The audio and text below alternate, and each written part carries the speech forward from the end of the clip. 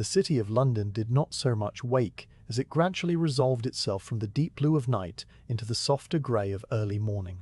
There was no sudden change from dark to light. It was a slow and patient process by which the outlines of rooftops first appeared as faint suggestions against the sky and then grew firmer with each passing minute. You might have stood at a high window somewhere near the middle of the city and watched the transformation happen without any drama whatsoever. One moment there was only the silhouette of a church spire, and the next moment you could make out the individual tiles on the steeple, the rough texture of the stone, the small dark opening where pigeons would later stir. The sky above the River Thames was the colour of worn pewter, a smooth and unbroken expanse that held no promise of rain, only a sort of patient waiting for the day to proceed. It was the 2nd day of September in the year 1666, a Sunday, and the bells of the city would soon begin their call to morning prayer. But before the bells, there was only the sound of the river moving past the wharves with a gentle, insistent lapping against the wooden piles that supported the quays and landing stairs. The water of the Thames was low on this particular morning because the tide was out, and the exposed mud of the banks gave off a cool and slightly mineral scent that mixed with the older smells of tarred rope and the faint sweetness of imported timber stacked on the wharves. The river was the great highway of London, and even at this early hour, barges and wherries sat motionless in the current, their mooring lines creaking with a sound so regular it became part of the silence itself. The creak of a rope and the slap of water and the distant cry of a gull, somewhere near the middle of the stream, these were the only notes in the quiet composition of the city before dawn fully gave way to day. Further inland, the streets and lanes were a dark network of narrow channels running between the close-set houses. If you had walked through them at that hour, you would have found them empty of people but full of the accumulated evidence of human life. Shop signs hung motionless above doorways, their painted images of keys and gloves and sugar loaves barely visible in the gloom. The cobblestones underfoot were uneven and worn smooth by generations of cartwheels and boot leather, and they held a faint dampness that never quite dried, even in the warmest weather. Overhead, the upper stories of the houses leaned toward one another so that the strip of sky visible between them was no wider than a ribbon, and its colour was slowly shifting from indigo to a milky grey. This was the way of London building in the 17th century.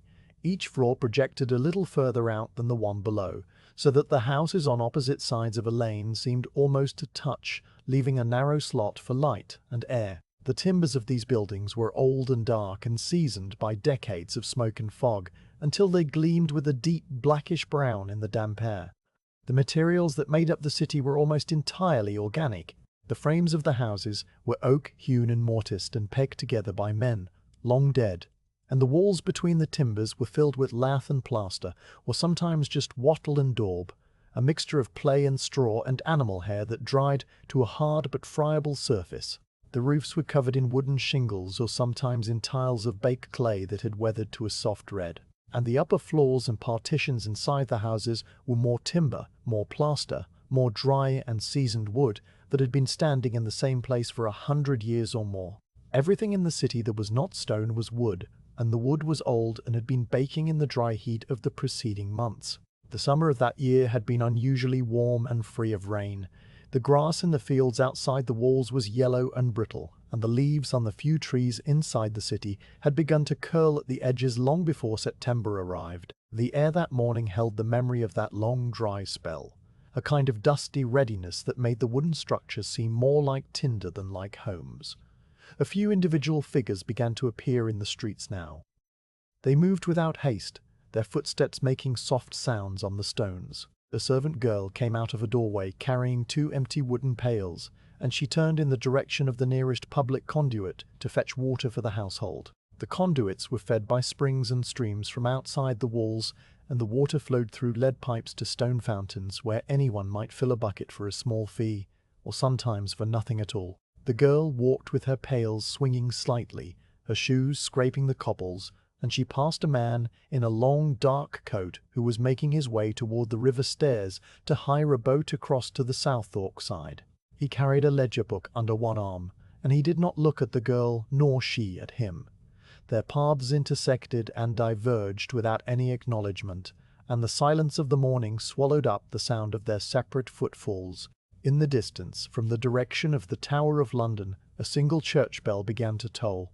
It was a low and sonorous note that spread outward over the rooftops and was answered a moment later by another bell from a different steeple, this one slightly higher in pitch. Then a third bell joined and a fourth, and soon the whole city was awash in the overlapping vibrations of bronze bells calling the faithful to the first service of the day. The sound was not loud in the way that a sudden noise is loud. It was more like a layer of sound that settled over the city and became part of the atmosphere. You could hear it and also not hear it because it was so continuous and so expected. The bells of London rang on Sundays and holy days, and for weddings and funerals, and for the marking of the hours, and sometimes for no discernible reason at all. They were the heartbeat of the civic body, and their sound on this particular morning was peaceful and ordinary, and gave no indication that anything unusual might occur. The streets began to fill with a slow trickle of people moving toward the various parish churches. They walked in small groups or alone, and their clothing was of the sort that marked them as merchants and tradespeople and their families. Woolen coats and linen caps and aprons of unbleached cloth. The colours were subdued, browns and greys, and the occasional faded blue, because the bright dyes were expensive and reserved for those with more money. The people walked with the measured pace of those who have walked this same route many times before, and who know exactly how many steps it takes to reach the church door. They greeted one another with small nods or quiet words that did not carry far in the narrow lanes. There was no hurry in their movements. The day stretched ahead of them with the slow and predictable rhythm of a Sunday in early autumn. Near the river, the wharves were quieter than they would be on a weekday. The great cranes for unloading ships stood idle, and their wooden arms pointed at the sky like the necks of strange and silent birds. The warehouses that lined the waterfront were closed, and their heavy doors were barred with iron. Inside those warehouses were stored the goods that made London a wealthy city: bales of wool from the Cotswolds, barrels of wine from Bordeaux, bundles of silk from the Levant, sacks of pepper and nutmeg from the East Indies, and great piles of timber and pitch and hemp for the shipbuilding trade.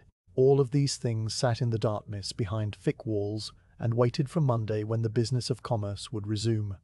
For now they were as still and as silent as everything else. A little way up from the river, in a part of the city that was dense with narrow lanes and small courtyards, a baker named Thomas Farriner was already awake and at work. His bakehouse was on Pudding Lane, a short and undistinguished thoroughfare that ran from Eastcheap down toward the river. The lane was named not for any particular dessert, but for the butchers of Eastcheap who would bring their offal and entrails, their puddings, down this way to be dumped into the river.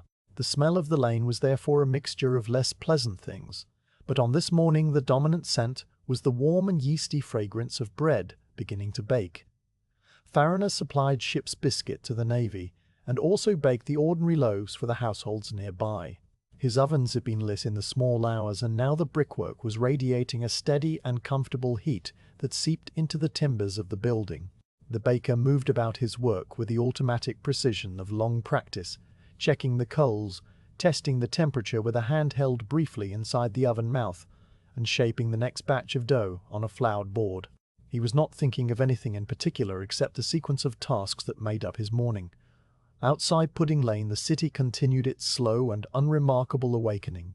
The sun had now cleared the horizon and was shining through a thin haze that gave everything a slightly golden tint. The light fell upon the west side of the buildings and cast long shadows toward the east. You could see the smoke rising from 1,000 chimneys as the fires for cooking and warmth were kindled in hearths across the city. The smoke was a pale grey, and it rose straight up at first and then bent gently toward the west as it encountered the light breeze that was blowing from the direction of the fields. This breeze was not strong enough to be called a wind. It was just a movement of the air that you would notice only if you stood still and paid attention. It carried with it the combined smell of all those fires, plus the earthier smell of the stables and the faint salt tang of the distant sea. In the church of St. Magnus the Martyr, which stood near the foot of London Bridge, the morning service had begun. The rector spoke the familiar words of the liturgy, in a voice that was steady and unhurried, and the congregation responded with murmured phrases that they had known since childhood. The interior of the church was dim and cool, and smelled of beeswax and old stone. Light came through the windows in dusty shafts that made bright patches on the floor tiles. The people in the pews sat or knelt or stood according to the ancient rhythms of the service, and their minds were occupied with thoughts of the day ahead, the Sunday dinner that would be cooking slowly at home, the afternoon rest, the visit to a neighbor or relative later in the day. There was nothing to disturb the peace of the occasion, nothing to suggest that this Sunday would be remembered differently from any other Sunday that had come before. On London Bridge itself, the shops and houses that lined its length were beginning to stir. The bridge was a crowded and permanent structure of stone and timber, one of the wonders of the city, and it carried not only the road across the river, but also a whole community of people who lived and worked above the rushing water. The sound of the Thames passing through the narrow arches of the bridge was a constant roar that was louder than the bells, and it served as a kind of white noise against which all other sounds were measured. Watermen in their small boats navigated the dangerous currents between the piers, a skill that they had learned from their fathers and would pass on to their sons. They called out to potential passengers with voices that were hoarse from years of shouting over the water, and their oars splashed with a steady rhythm.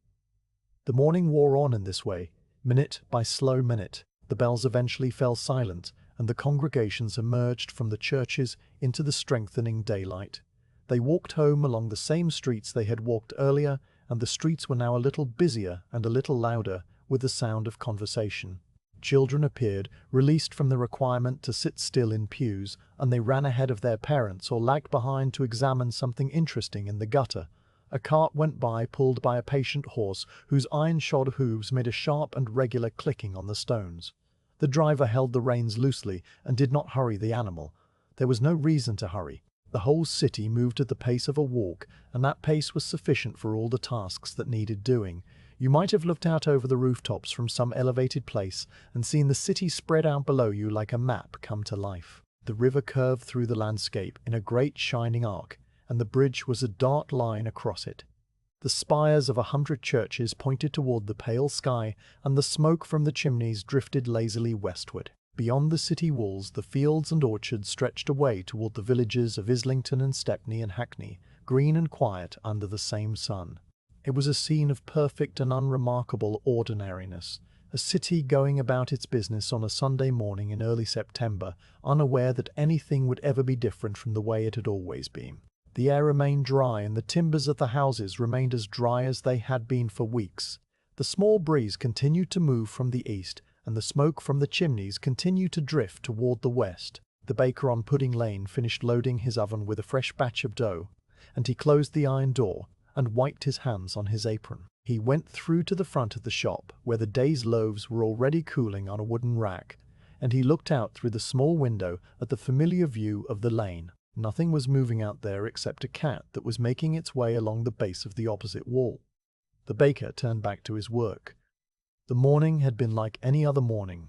The afternoon would be like any other afternoon. The city slept and woke and ate and prayed and moved through its quiet routines without any notion that the ordinary Sunday was almost over, and that the long night would bring something that no one expected and no one could have foreseen.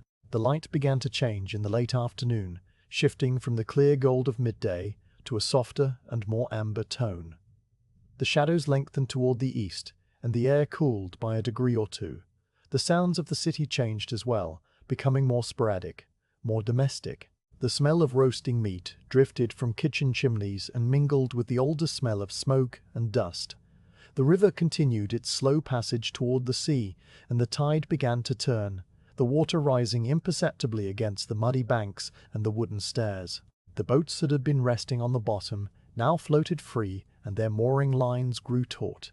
It was all part of a rhythm that had been repeating itself since long before anyone alive could remember, and that would, so everyone assumed, continue repeating itself forever. The day faded toward evening, and the city prepared for the night, with the same quiet and methodical care it had shown in the morning, closing shutters, banking fires, and settling into the darkness with the comfortable knowledge that tomorrow would be Monday and the week would begin again in just the same way it always had. The bakehouse belonging to Thomas Farriner stood on the eastern side of Pudding Lane, a structure that had been built in the reign of the previous king, and which showed the marks of its age in the deep bowing of its main beam and the uneven settling of its stone foundation. The front of the building faced the lane with a small shop window that displayed the day's loaves on a slanted wooden board, while the rear extended back into a narrow yard where the oven's chimney rose above the rooftops in a column of old and blackened brick. The building was 3 stories high in the manner of most London houses, with the ground floor given over to the business of baking and the upper floors serving as living quarters for Farriner, his grown daughter Hannah, and a manservant whose name was recorded in parish registers, but who rarely spoke more than a few words in the course of a day. The timbers of the house were oak and elm, darkened by decades of flour dust and smoke, and the plaster between the studs was cracked in places and patched in others with a lighter material that stood out against the older surface like a scar on weathered skin. If you had descended the few steps from the street into the bakehouse itself, you would have found yourself in a space that was warm even on the coolest mornings and that smelled of 100 different things, all blended into one familiar and not unpleasant atmosphere. There was the sharp, dry scent of the flour that hung in the air as a fine and invisible dust, settling on every horizontal surface and creeping into the folds of clothing and the crevices of the skin. There was the deeper, earthier smell of the yeast that worked slowly in its wooden trough, a smell that was slightly sour and slightly sweet at the same time. There was the clean mineral smell of the water that was drawn from the neighborhood conduit and stored in a large ceramic jar by the door. And underneath all of these was the constant and pervasive smell of the oven itself, a smell of hot brick and old ash, and the faint caramelization of 1,000 previous bakings that had soaked into the very fabric of the walls. The floor was made of packed earth covered with a scattering of coarse sand to absorb spills and drips, and it was worn into shallow depressions where generations of bakers had stood in the same spots to perform the same tasks. Thomas Farriner was a man of middle years whose face had been shaped by his occupation into a permanent expression of patient concentration. His arms were thick from kneading dough, and his hands were calloused in places, and smooth in others from the constant contact with flour and water. He wore a linen cap over hair that was beginning to thin, and an apron of heavy canvas that had once been white, but was now the colour of weak tea. On this Sunday morning, he had been awake since the hour when the night was just beginning to think about ending, moving through the dark house with the silent familiarity of long habit to light the fire in the oven that was the heart of his trade. The oven itself was a large dome of brick that occupied most of the rear wall of the ground floor room, its mouth a dark arch that glowed red when the fire was fully established, and that radiated a steady and powerful heat that could be felt several paces away. The bricks of the oven were set in a particular pattern that Farriner had learned from his master, and that his master had learned from his own master before him, a pattern that distributed the heat evenly and prevented the dome from cracking under the stress of repeated heating and cooling. The preparation of ship's biscuit was the main business of the Farriner bakehouse, and it was a process that required more patience than skill, more attention to routine than any particular flash of inspiration. Ship's biscuit, which was also called hardtack or sea bread, was a simple substance made from nothing more than flour and water, and sometimes a small amount of salt. It contained no yeast, and no fat, and no sugar, because those things would cause the biscuit to spoil during the long months at sea. The biscuit was baked not once but twice, sometimes 3 times, until every last trace of moisture had been driven from the dough, and what remained was a hard and pale rectangle that could be stored in barrels for years without decaying. The sailors of the Royal Navy would soften these biscuits by dipping them in their broth, or by tapping them against the table to dislodge the weevils that sometimes took up residence in the dry interior. But those were concerns for other people in other places. Here in the bakehouse on Pudding Lane, the only concern was the transformation of flour and water into something that could survive a voyage to the West Indies and back. The flour arrived at the bakehouse in heavy sacks that were delivered by cart from the mills further up the river. The sacks were made of coarse woven hemp, and they left a fine white dust on everything they touched. Farriner stored them in a small room at the back of the ground floor, where the air was as dry as he could keep it, and where the rats, which were a constant presence in every London building, could be discouraged by the presence of a lean and watchful cat that belonged to his daughter. On the morning of the 2nd of September, the flour in those sacks had come from wheat that had been harvested the previous summer in the fields of Kent and Essex. ground between heavy millstones turned by the flow of tributary streams and transported by barge down the river to the wharves below London Bridge. It was good flour, fine and pale and free of the lumps and impurities that sometimes appeared in cheaper grades, and it made a biscuit that the naval victuallers approved of and paid for promptly. The water used in the dough came from the conduit near Eastcheap, and it was carried to the bakehouse in 2 large buckets by the manservant whose name was rarely spoken. He made the trip several times each morning, walking with the careful balanced stride of someone who does not want to spill a single drop, and he poured the water into the ceramic jar where it settled and grew cool before being measured out for the dough. The water from the London conduits had a particular taste that came from the lead pipes and the limestone springs and the accumulated sediment of centuries. But it was clean enough, and it made a dough that was consistent from batch to batch. Consistency was the thing that mattered most in the baking of ship's biscuit. The Navy did not want biscuits that were soft in the middle, or biscuits that were burnt on the bottom, or biscuits that crumbled into dust at the first touch. They wanted biscuits that were hard and flat and uniform, every one identical to every other one, so that a purser could count them out by number and know exactly how many days of provisions remained in the hold. The dough was mixed in a large wooden trough that stood on 4 sturdy legs against the side wall of the bakehouse. The trough was made of elm boards that had been smoothed by years of scraping and washing until the surface was almost silky to the touch. Fariner poured the flour into the trough in a mound, and then made a hollow in the center with his fist, a crater into which he added the water in a slow and steady stream. He worked the mixture with his hands, folding the flour into the water gradually, feeling the texture change from a loose and shaggy mess to a firm and cohesive mass. The dough for ship's biscuit was stiffer than the dough for ordinary bread because it contained less water, and working it required a certain amount of strength and a certain amount of patience. Fariner kneaded the dough with a steady rhythm, pushing it away from himself with the heels of his hands, and then folding it back, turning it a quarter turn, and repeating the motion. The sound of the kneading was a soft and rhythmic thumping that merged with the other sounds of the bakehouse, the crackle of the fire in the oven, the creak of the floorboards overhead, the distant murmur of the city outside. When the dough had reached the proper consistency, which Fariner judged by the way it felt under his palms and the way it held its shape when he pressed a finger into it, he let it rest for a short time under a damp cloth. This resting was not for the purpose of rising, because there was no yeast to make it rise, but to allow the flour to absorb the water completely and to let the gluten strands relax so that the dough would be easier to roll out. The resting time was measured not by a clock, because Fariner did not own a clock, but by the completion of other small tasks, the sweeping of the floor, the checking of the oven temperature, the washing of his hands and forearms in a basin of water that was already grey with flour paste. The morning light through the small front window had shifted from grey to pale gold by the time he returned to the dough and began the next stage of the process.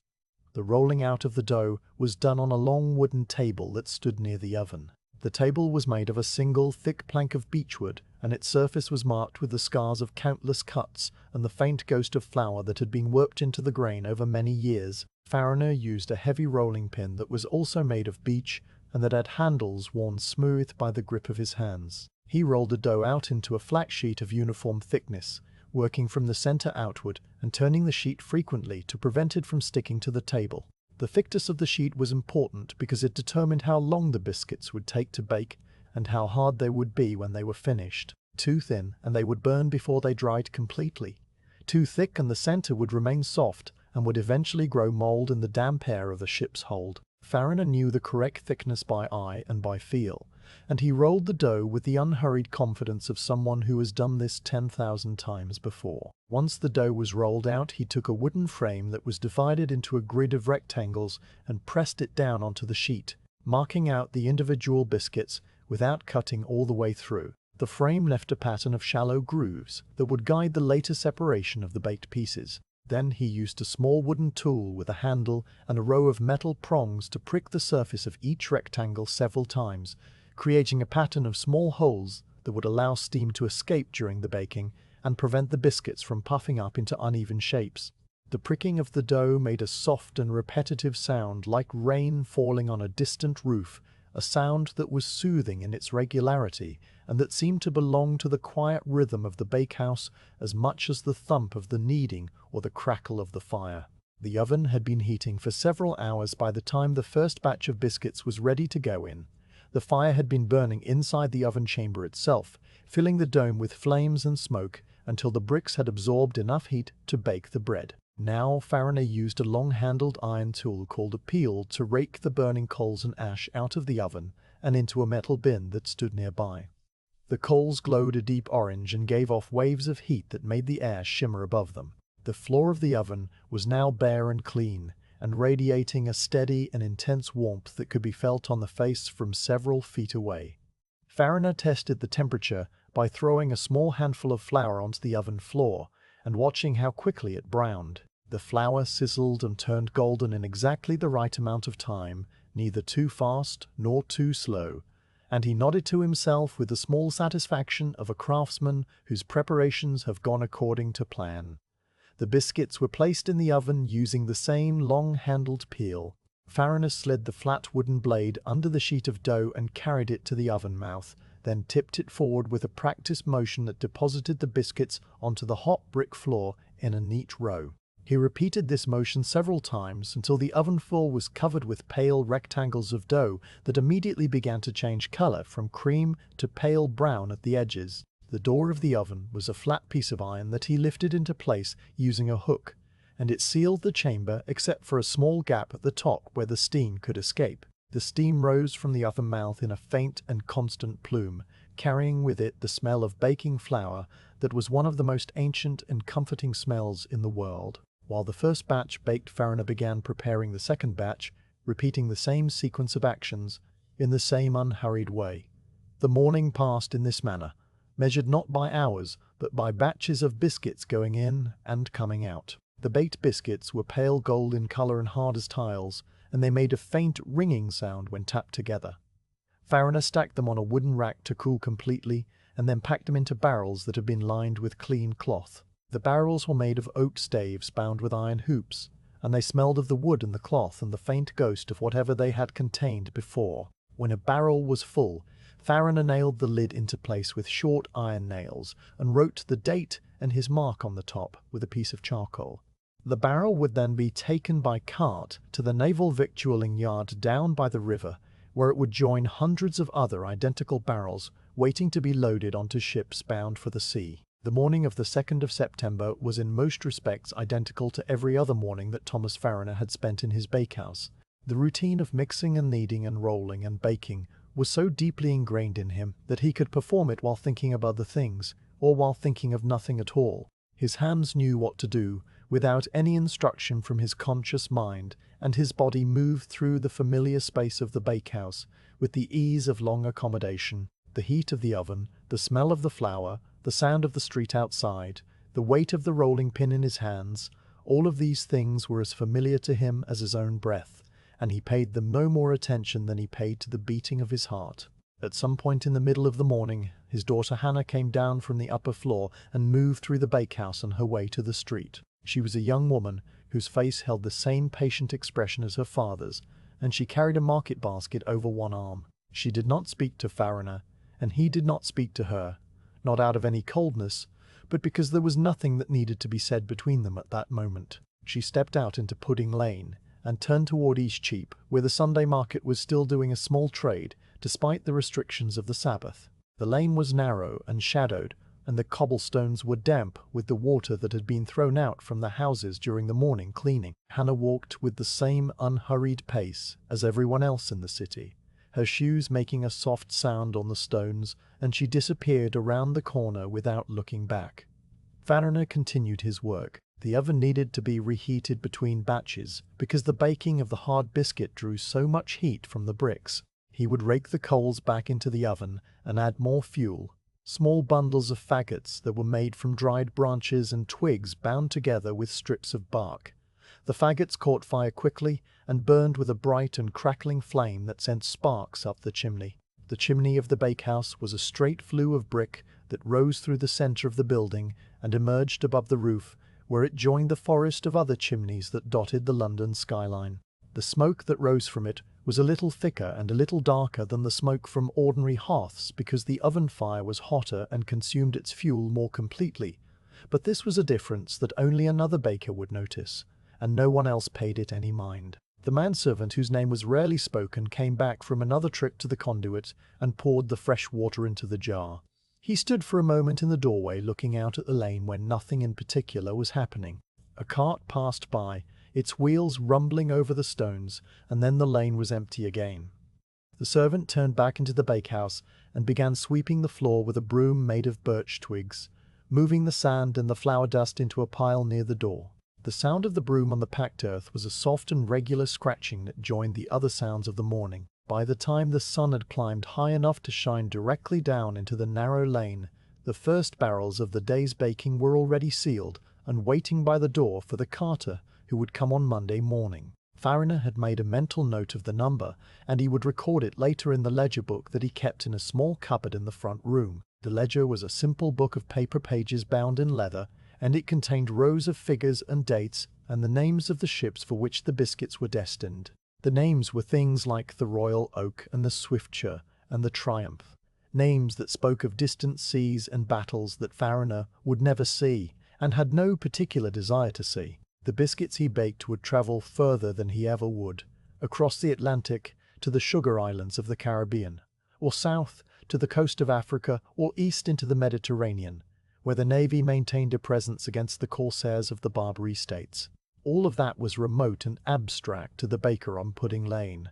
His concern ended when the sealed barrels left his door. The afternoon arrived with the same quiet slowness that had characterized the morning. The light through the front windows shifted again, becoming flatter and more diffuse, and the shadows inside the bakehouse grew longer. The heat of the oven had built up over the course of the day until the whole building seemed to radiate warmth from every surface. The timbers of the walls and the floorboards overhead were dry and warm to the touch, seasoned by years of this same steady heat until they were as ready to burn as any wood could possibly be. Farrier did not think about this because there was no reason to think about it. The oven had been in the same place for decades, and the house had stood around it for longer than that, and nothing had ever happened to suggest that this arrangement was anything other than perfectly safe. In the late afternoon, Farrier began the last batch of the day. The dough had been mixed and rested and rolled and pricked in the usual way, and now it lay on the table waiting for the oven to reach the correct temperature. The coals had been raked back into the oven and fresh faggots added, and the fire was burning with a steady and intense heat. The baker stood by the oven door and waited for the moment when the flour test would tell him that the bricks were ready. He threw the pinch of flour and watched it brown, and then he nodded and reached for the peel. The biscuits went into the oven in their orderly rows, and the iron door was lifted into place, and the steam began to rise from the gap at the top. The routine was complete and unbroken, and exactly the same as it had been the day before, and the week before, and the month before. The baker wiped his hands on his apron and turned to the small tasks that remained before the day was done: the sweeping of the table, the covering of the remaining flour, the banking of the fire so that it would keep through the night and be ready to rekindle in the morning. The bakehouse settled into the quiet of the evening, and the city outside did the same. The second day of September moved toward its close with nothing to distinguish it from any other day in the long and uneventful history of Pudding Lane. The night of the 2nd of September settled over London with the same quiet patience that had marked the day. The darkness came on gradually, as it always did, beginning in the narrowest lanes where the overhanging upper stories blocked even the last of the fading light, and then spreading outward to the wider streets and finally to the open spaces along the river. The sky above the city turned from pale grey to deep blue, and then to a blue so dark it was almost black, and the first stars appeared as faint points of light that seemed very far away and entirely indifferent to the doings of the people below. The air remained dry and still held the warmth of the afternoon, and the smell of smoke from 1,000 cooking fires hung in the streets like a familiar blanket. There was nothing unusual about any of this. It was a Sunday night in early September, and the city was preparing for sleep in the same way it had prepared for sleep on every Sunday night that anyone could remember. In the bakehouse on Pudding Lane, the work of the day was finished. Thomas Farrier had banked the fire in his oven, which meant that he had raked the remaining coals into a compact pile at the back of the oven chamber and covered them with a layer of cool ash to slow their burning and preserve the heat until morning. This was a task he performed every night, and he performed it with the same automatic care that he gave to every other part of his trade. The coals glowed a deep and sullen red beneath their covering of grey, and the heat they gave off was gentle rather than fierce, a warmth that would keep the bricks from cooling completely and make the relighting of the fire easier when he rose in the small hours. The iron door of the oven was set in place, and the bakehouse was tidied, and the last of the flour was covered with a cloth to keep out the dust and the ever-present mice. Farrier climbed the narrow stairs to the upper floor, where his daughter Hannah and the manservant, whose name was rarely spoken, had already retired to their separate rooms. The house grew still and silent except for the small sounds that all old houses make, the creak of a cooling timber, the rustle of a mouse in the wall, the distant and muffled noise of the city outside that never entirely ceased even in the deepest part of the night. The hours passed in the slow and unmeasured way that hours pass when no one is awake to count them. The moon was in its last quarter, and it rose late, a pale and diminished crescent that gave little light to the streets below. The lanes of the city were dark and empty, except for the occasional watchman making his slow rounds with a lantern and a staff, calling out the hour in a voice that was hoarse from long use. The watchman on duty in the parish of St. Margaret Fish Street Hill walked his circuit with the steady and unhurried pace of someone who had walked this same route 1,000 times before. He passed the end of Pudding Lane without noticing anything unusual because there was nothing unusual to notice.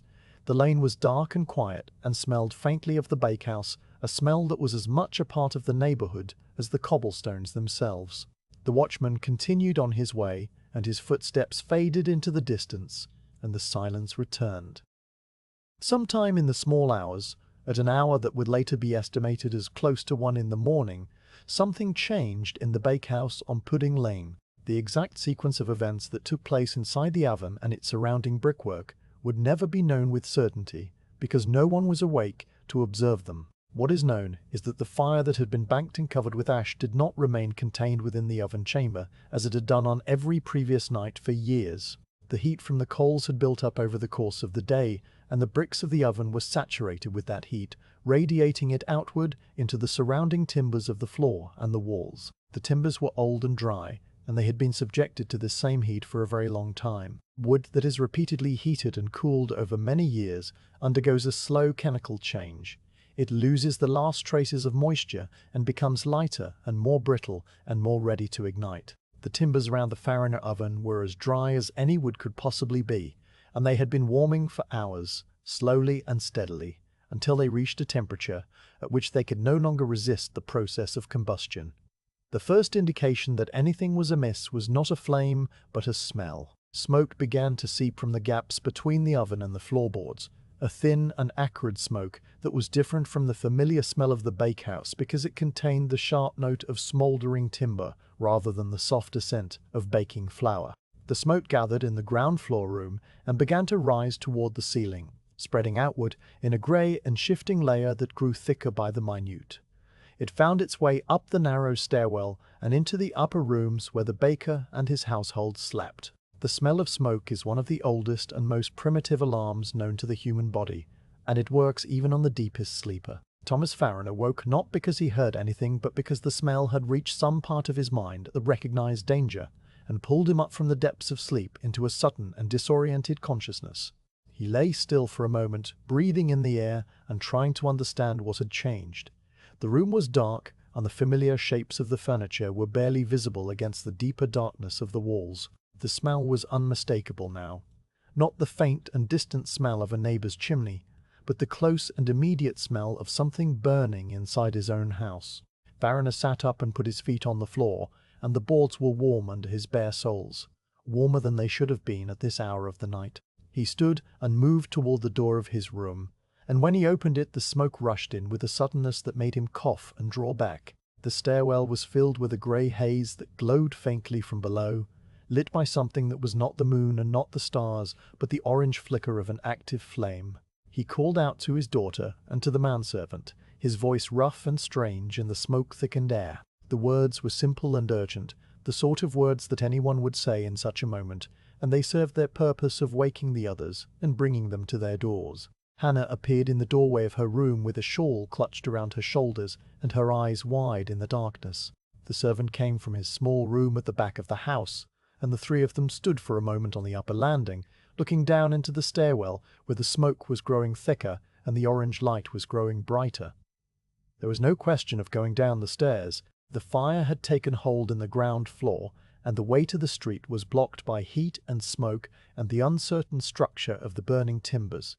The only way out was upward. Farina led the way to a small window at the back of the upper floor that looked out onto the narrow yard and the rooftops of the neighboring houses. The window was small and the frame was old and swollen with the damp of previous winters, but it opened with a protesting creak, and the cool night air rushed in, a welcome relief after the stifling heat of the interior. The yard below was dark, and the walls of the adjoining buildings rose up on either side, close enough to touch if you stretched out your arm.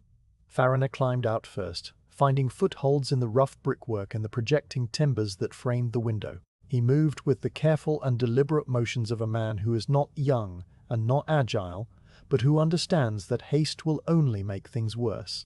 His daughter followed, and then the servant, and within a few minutes all three of them were standing in the yard, coughing the smoke from their lungs and looking up at the building they had just left.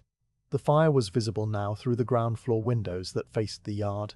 The glass had cracked from the heat, and the orange light of the flames shone through the gaps, casting dancing shadows on the walls of the neighboring houses. The fire was still contained within the bakehouse, but it was growing, feeding on the dry timbers and the flour dust and the wooden troughs and tables and the barrels of finished biscuits that had been stacked near the door waiting for Monday's collection. The sound of the fire was a soft and continuous crackling, like the sound of dry leaves being crushed underfoot, and it was accompanied by the deeper roar of the air being drawn into the flames and rushing up the chimney. Sparks began to rise from the chimney top, small points of orange light that drifted upward into the dark sky, and then winked out one by one as they cooled.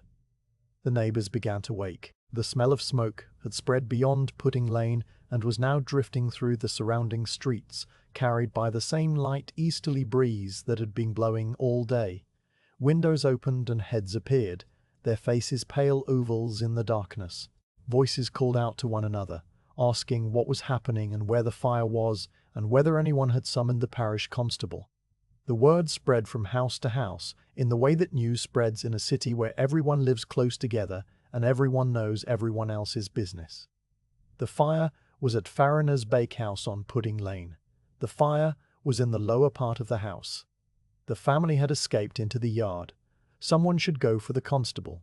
Someone should bring buckets. The parish constable for the area that included Pudding Lane was a man whose name has been preserved in the records of the time, but which is not important to the telling of this story. He was a tradesman of some sort, a member of the community who had been appointed to the office of constable for a year as part of the rotation of civic duties that fell upon the householders of London. His duties included keeping the peace, arresting wrongdoers, and overseeing the response to fires within his parish. He was asleep in his own house some streets away when the first messenger reached him, a young man who had been sent running by the neighbours and who arrived out of breath and stammering. The constable rose from his bed and pulled on his coat and his shoes and took up his staff of office, a wooden pole painted with the arms of the city, and he set out into the night toward Pudding Lane. The streets between his house and the fire were dark and narrow, and he walked them with the steady pace of someone who knows the way intimately and who sees no reason to run. Running would not put out the fire, and it might cause him to trip on the uneven cobblestones and injure himself, which would help no one. He walked, and he thought about what he would find when he arrived. The house fire was not an uncommon occurrence in London. The city was built of wood and heated by open flames, and it was only a matter of time before one fire or another broke out. The usual response was to form a bucket line from the nearest conduit or from the river if the fire was close enough to the water, and to try to contain the flames to the building where they had started. If the fire was small, this often worked. If the fire was larger, it might spread to the neighbouring houses, and then the whole row might be lost. The constable had seen this happen before, and he understood the limits of what could be done with leather buckets and human arms. By the time he reached Pudding Lane, a small crowd had gathered in the street outside the bakehouse. They stood at what they judged to be a safe distance, and they watched the fire with the fixed and silent attention that people give to something that is both terrible and fascinating. The flames were now visible through the front windows of the bakehouse, and they had begun to lick upward toward the first floor. The timbers of the building were groaning and popping as the heat drove the last moisture from them and caused them to expand and shift. Sparks continued to pour from the chimney, and some of them were now landing on the roofs of the neighboring houses, which were also made of dry wood and which also faced into the same easterly breeze. The constable looked at the fire and looked at the sparks and looked at the narrow gap between the bakehouse and the next building over, a gap that was no more than the width of a man's shoulders. He understood immediately that this fire was not going to stay where it was. The bucket line was already forming. Someone had gone to the conduit near Eastcheap, and someone else had gone to the river stairs, and the first buckets of water were arriving, passed from hand to hand along a chain of neighbors and bystanders. The buckets were made of leather, stretched over a wooden frame, and they were heavy when full, perhaps 30 pounds of water in each one.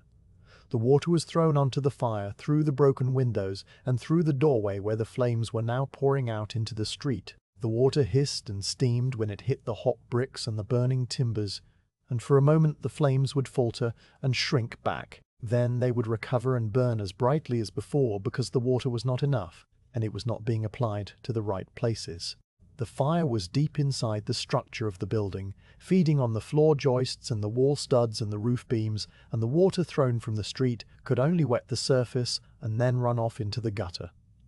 The constable did what constables were trained to do. He took charge of the bucket line and directed the throwers to aim their water at the parts of the fire that seemed most threatening. He sent someone to wake the Lord Mayor and someone else to alert the neighbouring parishes. He ordered the removal of goods from the houses on either side of the bakehouse, having the occupants carry out their furniture and their bedding and their chests of clothes and pile them in the street at what was hoped to be a safe distance. This was the standard procedure, and it had been followed in London for generations. The fire would be fought with water, and the neighbouring houses would be emptied, and if neither of these measures worked, then the fire would be allowed to burn itself out against the stone walls of a church or a wide street or some other natural barrier. This was the way things were done, and it had always been enough in the past. But the past was not a reliable guide to the present on this particular night. The easterly breeze was growing stronger, not by much, but enough to make a difference. It pushed the flames toward the west, and it carried the sparks further than they had been carried before. A spark landed on the roof of the house immediately to the north of the bakehouse, a house that belonged to a man whose name is recorded in the parish rolls, and who was at that moment carrying his best chair out into the street. The spark found a small crevice between two shingles, and it lodged there and began to smoulder. The shingles were old and dry, and they had been baking in the sun for months. Within a few minutes a small flame appeared, no larger than a candle flame, and it began to eat its way along the edge of the shingle. No one saw it, because everyone was looking at the larger fire in the bakehouse. The small flame grew and spread, and by the time anyone noticed it, the roof of the second house was well alight, and the fire had established a second foothold in Pudding Lane. The news of the fire spread outward through the city in widening circles. The bells of the parish churches began to ring. Not the slow and measured tolling of the Sunday service, but the rapid and urgent pealing that signalled an emergency. The sound of the bells carried over the rooftops and woke people who had slept through the smell of the smoke. They rose from their beds and went to their windows and saw the orange glow in the sky to the east, and they understood that something was happening and that it was probably not good. Some of them dressed and went out into the streets to see for themselves. Others stayed where they were and watched from their windows, trusting that the fire would be contained as fires always had been contained. The night was warm and the sky was clear, and the glow of the fire painted the undersides of the clouds with a faint and shifting orange light that was almost beautiful if you did not think about what it meant. The bucket line continued its work with a grim and steady persistence. The water came up from the river in a chain of hands that stretched from the wharf to Pudding Lane, a distance of several hundred yards. The buckets passed from hand to hand, and the water splashed and slopped, and some of it was lost along the way, soaking into the cobblestones and the clothing of the people in the line. The throwers at the front grew tired and were replaced by fresh volunteers, and the tired ones stepped back and caught their breath and then rejoined the line. This went on for an hour, and then for 2 hours, and the fire continued to grow. The bakehouse was now entirely engulfed, and the flames had climbed to the roof and were shooting up into the night sky in a column of orange and yellow and red. The heat was intense, and it could be felt 100 feet away, a physical pressure against the face and the hands that made it difficult to stand too close for too long. The constable stood in the middle of Pudding Lane and watched the fire and considered his options. The fire had now spread to 3 houses, and it was moving westward along the lane, eating its way through the dry and ancient timbers with an appetite that seemed to grow stronger the more it consumed. The water from the buckets was making no visible difference. The sparks were flying further now, carried by the strengthening breeze, and new fires were starting on roofs and in upper windows, a street away and then 2 streets away. The constable sent another messenger to the Lord Mayor with a more urgent report.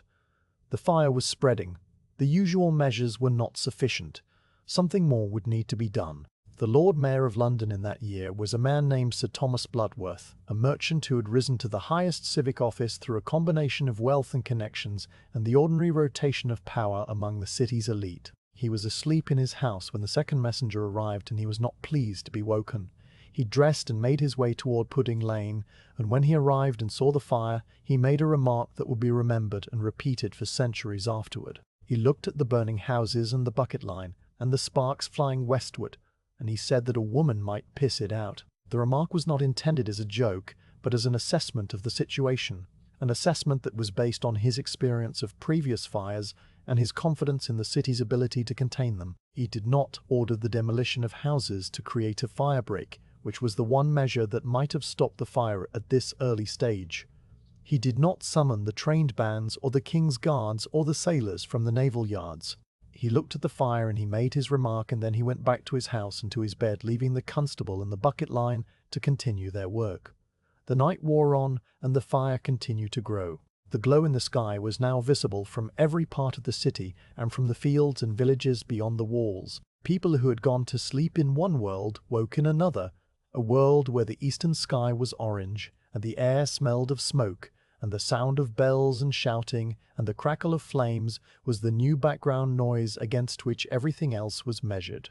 The fire had moved beyond Pudding Lane and was now advancing into the warren of narrow streets and alleys that lay between Eastcheap and the river. The houses there were older and closer together and even drier than the ones on Pudding Lane, and they burned with an eagerness that was almost enthusiastic. The bucket line was overwhelmed and fell apart as the heat drove the volunteers back, and the flames cut off the route to the river. People began to think not about putting out the fire, but about saving what they could from their own houses and getting themselves and their families to safety. The first night of the Great Fire was only a few hours old, and already the city was beginning to understand that this was not an ordinary fire. The rules that had always applied no longer seemed to apply. The fire was not stopping at the stone walls of the churches or the wider streets. It was not respecting the boundaries of the parishes or the authority of the constables. It was moving with a purpose that seemed almost conscious, driven by the wind and fed by the accumulated dryness of a long and rainless summer. The people of London watched it come, and they made their choices, and they waited to see what the morning would bring. The morning was still some hours away, and the fire had a great deal of work to do before the sun rose on the 3rd day of September in the year 1666. The wind that rose from the east on the morning of the 3rd of September was not a sudden gale nor a violent storm, but a steady and persistent movement of the air that had been building gradually through the night. It came across the fields of Stepney and Whitechapel, across the orchards and market gardens that supplied the city with its vegetables and its fruit, and it entered London through the eastern gates and the gaps in the ancient wall. The wind was warm for the time of year, carrying with it the last of the summer's stored heat, and it was dry in a way that the winds of autumn usually were not. It pressed against the faces of the people in the streets, and it ruffled the surface of the Thames into small and choppy waves, and it found every crevice and opening in the wooden fabric of the city and pushed its way through with a gentle but insistent pressure. The wind was not the cause of the fire, which had already begun and was already growing, but it was the force that gave the fire its direction and its reach and its terrible and patient efficiency. The flames that had started in the bakehouse on Pudding Lane had by the early hours of the morning consumed that building entirely and moved on to the houses that stood immediately to the north and west. The progress of the fire was not explosive or dramatic in the way that fires are sometimes shown in later paintings and engravings. It was a slow and methodical advance, a step-by-step progression from one timber to the next, one roof to the next, one street to the next. The fire did not leap great distances in a single bound except when a particularly large spark was carried high into the air by the heat of the flames and deposited on a roof some streets away. For the most part, the fire moved at the pace of a walk, eating its way through the city inch by inch and foot by foot with a thoroughness that left nothing behind but ash and cracked stone and the blackened skeletons of chimneys. The houses of 17th century London were built in rows that shared common walls, which were called party walls, and these walls were often made of timber framing filled with plaster or brick nogging. The party walls were intended to separate one household from another, and they did this well enough under ordinary circumstances, but they were not designed to stop a fire. When the house on one side of a party wall caught fire, the heat would penetrate the plaster and the timber and would eventually ignite the framing on the other side. The fire would then spread into the neighbouring house through the wall itself, emerging into the rooms on the far side as if it had always been there and had only been waiting for the right moment to show itself. This process took time, and it was not visible from the street, which meant that by the time anyone realized a new house was on fire, the flames were already well established inside, and there was little that could be done to save it. The timbers of the houses were the primary fuel for the fire, and they burned in a particular way that was determined by their age and their species and their condition. The oak beams that formed the main frames of the buildings were dense and hard, and they burned slowly at first, charring on the outside while the interior remained relatively cool. But once the fire had penetrated the outer layers and reached the heart of the wood, the oak would ignite with a deep and steady heat that lasted for hours, and that was very difficult to extinguish. The elm boards that were used for floors and partitions were lighter and more porous, and they caught fire more quickly and burned with a brighter and faster flame. The pine and fir that had been imported from the Baltic and used for roof shingles and interior panelling were the most eager of all, full of resin that bubbled and spat and sent up long tongues of yellow fire. The city contained all of these woods in great quantity, and the fire consumed them one after another with the same patient and unvarying appetite. The wind from the east shaped the fire into a rough wedge that pointed toward the west. The eastern edge of the fire, where it had started, was already beginning to burn itself out because the flames there had consumed everything that could be consumed and were now dying back into piles of glowing embers and drifting ash. But the western edge of the fire was fresh and hungry, and it advanced into the untouched streets and lanes with a steady and unhurried pressure. The wind pushed the flames ahead of itself, and it also pushed the superheated air that rose from the burning buildings, creating a sort of furnace effect that preheated the timbers of the houses in the fire's path. By the time the flames actually reached a new building, the wood was already warm and dry and ready to ignite almost at once. This was why the fire seemed to move faster as it grew larger. It was preparing its own way and making the city ready for its arrival. The sound of the fire changed as it grew. In the beginning, it had been a crackling and popping, the sound of individual timbers catching and small pockets of resin exploding. As the fire expanded and more buildings became involved, the sound deepened into a continuous roar that was like the sound of a waterfall, or the sound of a strong wind in a forest of bare trees. This roar was the combined noise of thousands of flames and millions of sparks, and the rushing of air into the base of the fire to feed the combustion. It was a sound that filled the ears and made it difficult to hear anything else, a sound that became the background against which all other sounds were measured. People who were near the fire had to shout to be heard, and even then their words were often lost in the general din. People who were further away heard the roar as a distant and constant thunder that never stopped and never lessened, and that served as a reminder that something very large and very serious was happening somewhere beyond the rooftops. The sparks that rose from the fire were carried upward by the heat and then outward by the wind, and they fell in a wide and shifting pattern over the districts that lay to the west and northwest of the burning area. The sparks were of various sizes and they posed various levels of danger. The smallest sparks were no larger than grains of sand, and they cooled so quickly that they were harmless by the time they landed. The larger sparks were the size of peas or small beans, and they could still be glowing when they touched down on a roof or a pile of straw or a forgotten rag. The largest sparks were actually small pieces of burning timber. that had been lifted bodily by the updraft and carried for some distance before gravity overcame the force of the rising air. These firebrands could be as long as a man's hand, and they could start a new fire almost anywhere they landed if the surface was dry enough and the wind was favorable.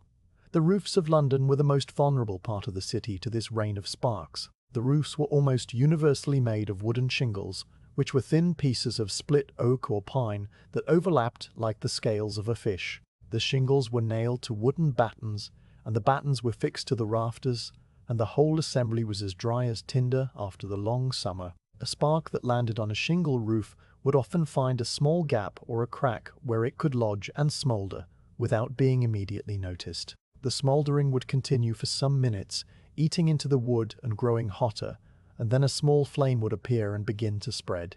Because the fire started on the roof, it was often not seen from the street until it had already burned through the shingles and set light to the rafters beneath. By that time, the house was doomed, and the only question was whether the fire would spread to the neighboring roofs before anyone could act. The narrowness of the streets contributed to the spread of the fire in ways that were not immediately obvious to those who had not studied the behavior of flames in confined spaces.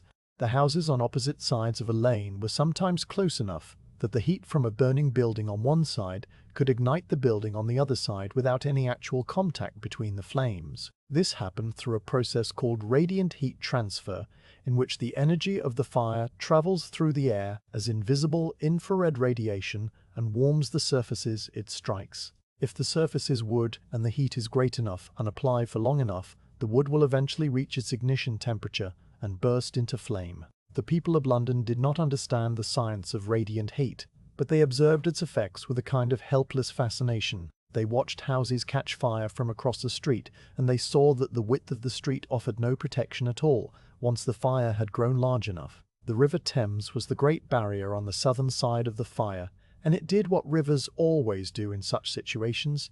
It stopped the flames from crossing because fire cannot burn on water, but the river also contributed to the fire in a different way by providing a continuous supply of air that was drawn into the blaze. The fire created a strong updraft as the hot air rose, and this updraft pulled in cooler air from the surrounding areas to replace what had been lost. The river acted as a sort of channel for this replacement air, allowing it to flow freely into the burning districts without any of the obstructions that buildings and walls would have created. The wind from the east pushed the flames westward, and the river provided the air that fed them, and between these two forces the fire had everything it needed to continue its slow and methodical advance. The people who lived in the path of the fire made their decisions in the early hours of the morning based on what they could see and what they could smell and what their neighbors were doing. Some of them decided to stay and fight, forming bucket lines and carrying water from whatever sources remained available. They stood on their roofs with wet cloths and beat at the sparks as they landed, hoping to prevent a new fire from taking hold. They worked with a grim and determined energy that was fueled by the belief that their efforts might make a difference and that their homes might be saved if only they tried hard enough. These people were not foolish, and they were not ignorant of the danger. They simply had no other way to respond to a threat that was beyond their experience and beyond their imagining. Others decided to leave. They gathered what they could carry, which was usually not very much because the houses of even the well-off contained fewer possessions than a modern person might suppose. A chest of clothes, a few pieces of silver, a bedroll, a cooking pot, a family Bible with the names and dates written on the flyleaf. These things were loaded onto carts if a cart could be found and hired, or carried in arms and on backs if no cart was available.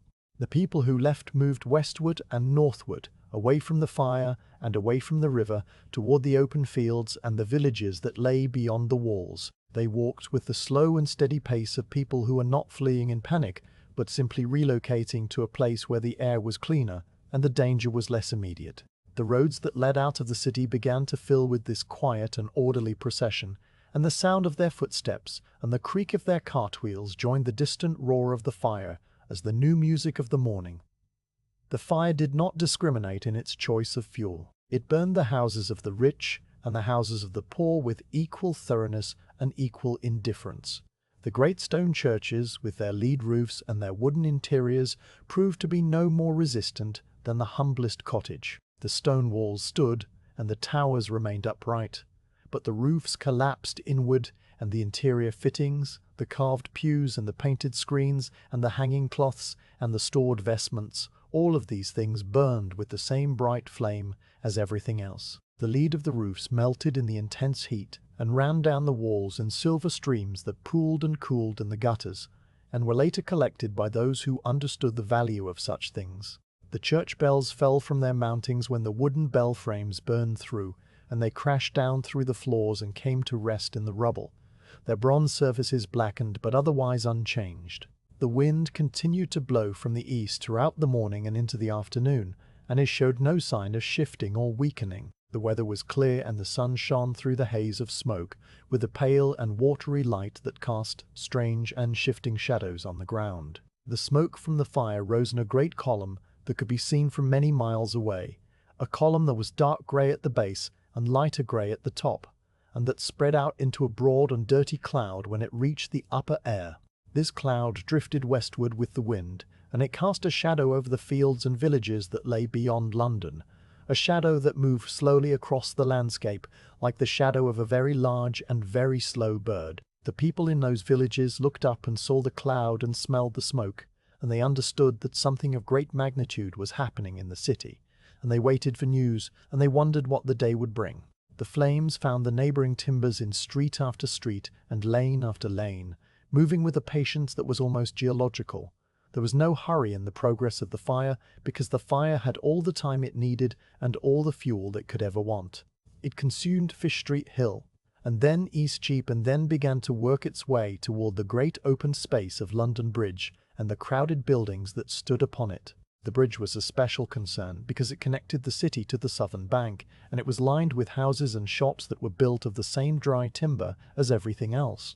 If the fire reached the bridge and crossed to the other side, it would have access to the borough of Southwark and all the timber yards and warehouses that lay along the southern shore. The people who understood these things watched the progress of the fire toward the bridge with a particular and focused attention, and they began to make plans for what they would do if the worst should happen. The day wore on, and the fire continued to grow, and the wind continued to blow, and the people of London continued to do what they could in the face of something that was larger than any of them, and larger than all of them together. The fire was no longer a local event confined to a single parish or a single street. It was becoming the central fact of the city, the thing around which all other activities and all other thoughts were organized. The smell of smoke was everywhere now, even in the districts that were far from the flames, and it clung to clothing and hair and skin, and it was the first thing that anyone noticed when they woke, and the last thing they remembered when they finally fell asleep. The city had entered a new phase of its existence, a phase in which the fire was the main character and everything else was merely background. The wind from the east continued to push the flames westward, and the flames continued to find new timber, and the night of the 3rd of September approached with no sign that anything would change before the darkness came. As the fire continued its slow and patient advance through the eastern parishes of London, a different kind of movement began to take shape in the streets and lanes that lay in its predicted path. This was not the urgent and desperate flight of people escaping immediate danger, but something more deliberate and more considered, a methodical transfer of possessions from the upper floors and the main rooms of houses down into the spaces below the ground. The cellars of London were a feature of almost every substantial dwelling, dug into the clay and gravel beneath the foundations and reached by a short flight of stone or wooden steps. They were cool and dark and smelled of damp earth and old wine and the faint mustiness of things that had been stored there for a very long time. In ordinary times, the cellars held barrels of beer and sacks of coal and the accumulated debris of household life. Broken chairs waiting to be mended, empty bottles waiting to be returned, trunks of out-of-season clothing, and bundles of papers that no one had looked at in years. On the 3rd day of September in the year 1666, the cellars took on a new and temporary purpose as the repositories of everything that could be carried down from the threatened rooms above. The process of moving goods into the cellars was carried out with a calm and almost ritualistic care. A householder would stand in the middle of a room and look around at the objects that filled it, making a series of quiet decisions about what should be taken and what should be left. The large pieces of furniture, The bedsteads and the tables and the heavy chests of drawers were generally left where they stood because they were too cumbersome to move down narrow staircases, and because there was a common belief that the fire might pass over the district without actually reaching this particular house. The smaller and more portable items were selected first: the silver spoons and the pewter plates, the linen sheets and the woolen blankets, the leather-bound books and the writing desks with their little drawers full of letters and quills and sealing wax. These things were gathered into baskets and bundles and carried down the cellar steps, one load at a time, the carriers moving with the steady and unhurried pace of people who understood that haste would only lead to broken objects and bruised shins. The cellars themselves varied greatly in size and condition from one house to the next. Some were little more than shallow pits dug beneath the kitchen floor, barely high enough for a person to stand upright and prone to flooding whenever the Thames rose above its usual level. Others were extensive vaulted chambers that extended under the entire footprint of the house and even under the street beyond, their brick arches darkened by centuries of candle smoke and their floors paved with worn flagstones. The better sort of cellar might have a small window opening onto a light well, a square shaft that brought a dim and dusty illumination down from the street above. The poorer sort had no light at all except what came through the open door at the top of the steps, and the faint glow of a candle held carefully away from the accumulated dust and cobwebs. Into these underground spaces went the salvaged belongings of thousands of households, stacked in piles and draped with cloths to keep off the dirt that sifted down from the burning city above.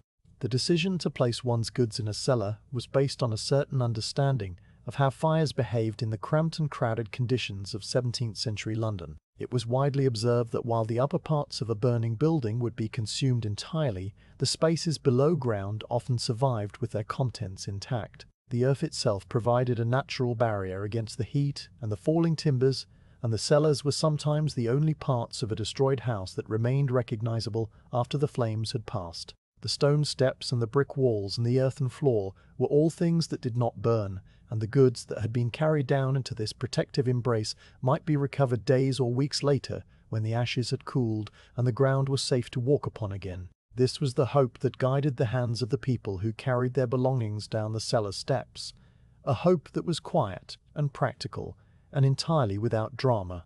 The streets above the cellars were growing more crowded as the day progressed and as the fire continued its westward movement. The crowds were not panicked or disorderly.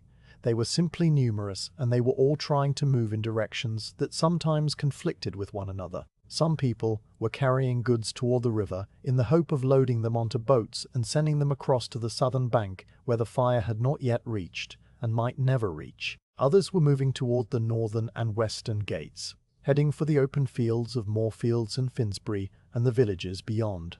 Still others were moving toward the fire itself, drawn by a sense of duty or curiosity or the simple human need to see with their own eyes what was happening. The result was a slow and complicated flow of human traffic through the narrow streets, a flow that eddied and swirled and sometimes came to a complete standstill when a cart became wedged between the overhanging upper stories, or when a flock of sheep being driven to safety blocked the way. The river stairs were the points where the streets of London met the water of the Thames, and they became, in those September days, the most congested places in the entire city. The stairs were not grand architectural features, but simple flights of stone or wooden steps that led down from the street level to the muddy foreshore. They were used in ordinary times by watermen picking up passengers, and by servants fetching water, and by all the countless small activities that connected the land to the river.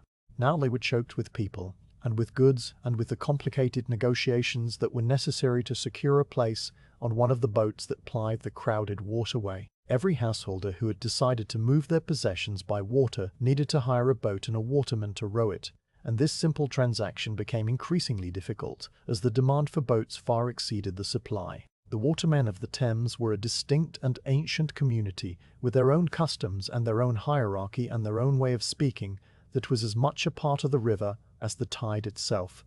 They knew every eddy and current, every submerged obstacle, and every landing place between Richmond and Gravesend. Their boats were called wherries, and they were long and narrow and designed to carry passengers and small cargoes across the river or up and down its length. A wherry could hold perhaps 6 people, or a comparable weight in goods, and it was propelled by a single waterman standing at the stern and working a pair of oars with a practiced and economical motion. The watermen were not immune to the opportunities presented by the fire, and their fares rose steadily as the day went on, sometimes to many times the usual rate. A journey that might have cost a penny or two on an ordinary Monday now cost a shilling or more, and those who could not pay were left to find some other way. The congestion at the river stairs was a slow and patient thing, a matter of waiting and shuffling forward and waiting again. A family or a merchant would arrive at the top of the stairs with their bundles and their boxes, and they would look down at the scene below and understand that they would be here for some time. The stairs themselves were narrow, and only a few people could stand on them at once without risking a fall into the water. The foreshore at the bottom of the stairs was a strip of mud and gravel and scattered stones that was exposed at low tide and covered at high tide, and it was here that the goods were piled while their owners negotiated with the watermen and waited for a boat to become available. The piles of goods grew larger as the day progressed, forming small mountains of furniture and bedding and kitchenware that were guarded by family members or servants who sat on the bundles and watched the river with patient and tired eyes. The river itself was a spectacle that would have been remarkable in any other circumstances, and was simply the backdrop to the day's events in these. The Thames was crowded with boats of every size and description, from the small wherries of the watermen to the larger barges that carried coal and timber and hay, up and down the stream. There were tilt boats with canvas awnings that carried passengers on longer journeys, and there were the heavy lighters that serviced the ocean-going ships anchored in the deeper water downstream. All of these vessels were now pressed into the service of moving people and goods away from the burning city, and they moved in a slow and complicated dance between the piers of London Bridge and the wharves and the landing stairs. The sound of the river was a mixture of the rushing water and the creak of oars and the shouts of the watermen calling out their destinations and their prices, and the occasional splash of something heavy falling into the water and being retrieved or not retrieved as circumstances allowed. The bridge itself was the great obstacle and the great landmark of the river traffic. London Bridge was a massive stone structure that had stood for centuries and that carried not only the road across the river, but also a dense row of houses and shops that lined both sides of the roadway. The arches of the bridge were narrow and the current of the Thames rushed through them with a force that made passage dangerous for small boats. The watermen who navigated these arches did so with a skill that came from years of practice, choosing their moment and their angle with a careful precision that left no room for error. During the fire, the bridge became both a barrier and a lifeline. The fire had not yet reached the bridge on the 3rd day of September, and the houses upon it were still standing, but everyone understood that this might change at any moment. The boats that passed under the bridge were carrying people and goods from the burning northern bank to the relative safety of the southern shore, and each passage was a small victory against the larger disaster. On the southern bank, the borough of Southwark received the refugees from the city with the same patient and unhurried acceptance that characterized everything else about those days. Southwark was a separate jurisdiction from London proper, with its own government and its own customs and its own relationship to the great city across the water. It was a place of inns and taverns and theatres and bear-baiting pits, and it had a reputation for being looser and less orderly than the city itself. Now its streets and its open spaces began to fill with the people and the goods that had been ferried across the river, and the residents of Southwark made room for them without any particular fuss or complaint. The refugees set up temporary camps in the fields and the churchyards, and they arranged their salvaged belongings around them, and they waited to see what would happen next. The removal of goods to the cellars continued even as the river evacuation proceeded, because not everyone chose to send their possessions across the water. The cellars offered a different kind of hope, a hope that the fire might pass by or burn out before it reached a particular street, and that the goods stored underground would be waiting when the householder returned. This hope was not unreasonable because the fire did not burn everything in its path with complete uniformity. There were streets that were spared for reasons that no one could fully explain, where the flames had jumped over or burned around and left a single row of houses standing in the middle of a devastated district. The people who placed their goods in cellars were betting on this kind of luck, and they made their preparations with a care that reflected the seriousness of the wager. The cellars were also used for the storage of goods that belonged not to individual householders, but to the merchants and tradesmen whose warehouses and shops lined the streets near the river. These men faced a particular difficulty because their goods were often too bulky or too numerous to be carried down cellar steps by hand. A warehouse full of wool bales or wine barrels or bundles of silk represented a fortune in money, and it could not simply be abandoned. The merchants hired carts and porters, and they worked through the day and into the night to move their stock to safer locations. Some of it went into the cellars of their own premises, which were often large and vaulted and capable of holding a great deal. Some of it went onto barges and was taken upstream to Chelsea or Putney, or even as far as Windsor, where it could be stored in barns and outbuildings until the danger had passed. The river was the great highway for this commercial evacuation, just as it was for the household goods of ordinary people, and the traffic upon it grew heavier with each passing hour. The sound of the city during these hours was a complex and layered thing that combined the distant roar of the fire with the nearer sounds of human activity. The rumble of cartwheels on cobblestones, and the shuffle of many feet, and the murmur of voices raised in conversation and negotiation and occasional dispute, all blended together into a sort of white noise that was punctuated by sharper sounds: the crack of a whip, the cry of a child, the splash of an oar, the creak of a heavy door. The air was thick with smoke, and the smell of it was inescapable, but the people who moved through the streets had grown accustomed to it by now, and they no longer remarked upon it. They simply breathed the smoky air and went about their business and did what needed to be done. The river stairs at Queen Hithe and Dowgate, and the Old Swan and Billingsgate, each had their own character and their own degree of congestion. Billingsgate was the fish market, and it smelled of the sea and of the thousands of fish that had been landed and sold there over the centuries, a smell that was strong and particular, and that even the smoke of the fire could not entirely mask. Queen Hithe was an older dock, dating back to the Saxon times, and its stairs were worn into deep hollows by the feet of countless watermen and passengers. The Old Swan was a landing place near London Bridge, and it was one of the busiest points on the river because of its proximity to the bridge and to the wharves of the upper pool. Each of these stairs had its own crowd of waiting people, and its own fleet of boats coming and going, and its own small dramas of delay and frustration and occasional relief. The watermen worked without rest throughout the day and into the night, their arms and backs aching with the repeated motion of the oars. They rowed from the northern stairs to the southern bank and back again, each trip carrying a few more people or a few more bundles away from the path of the fire. They did this partly for the money, which was better than they had ever earned in their lives, and partly because it was their work, and they knew how to do it, and there was a certain satisfaction in doing one's work well, even in the midst of a disaster.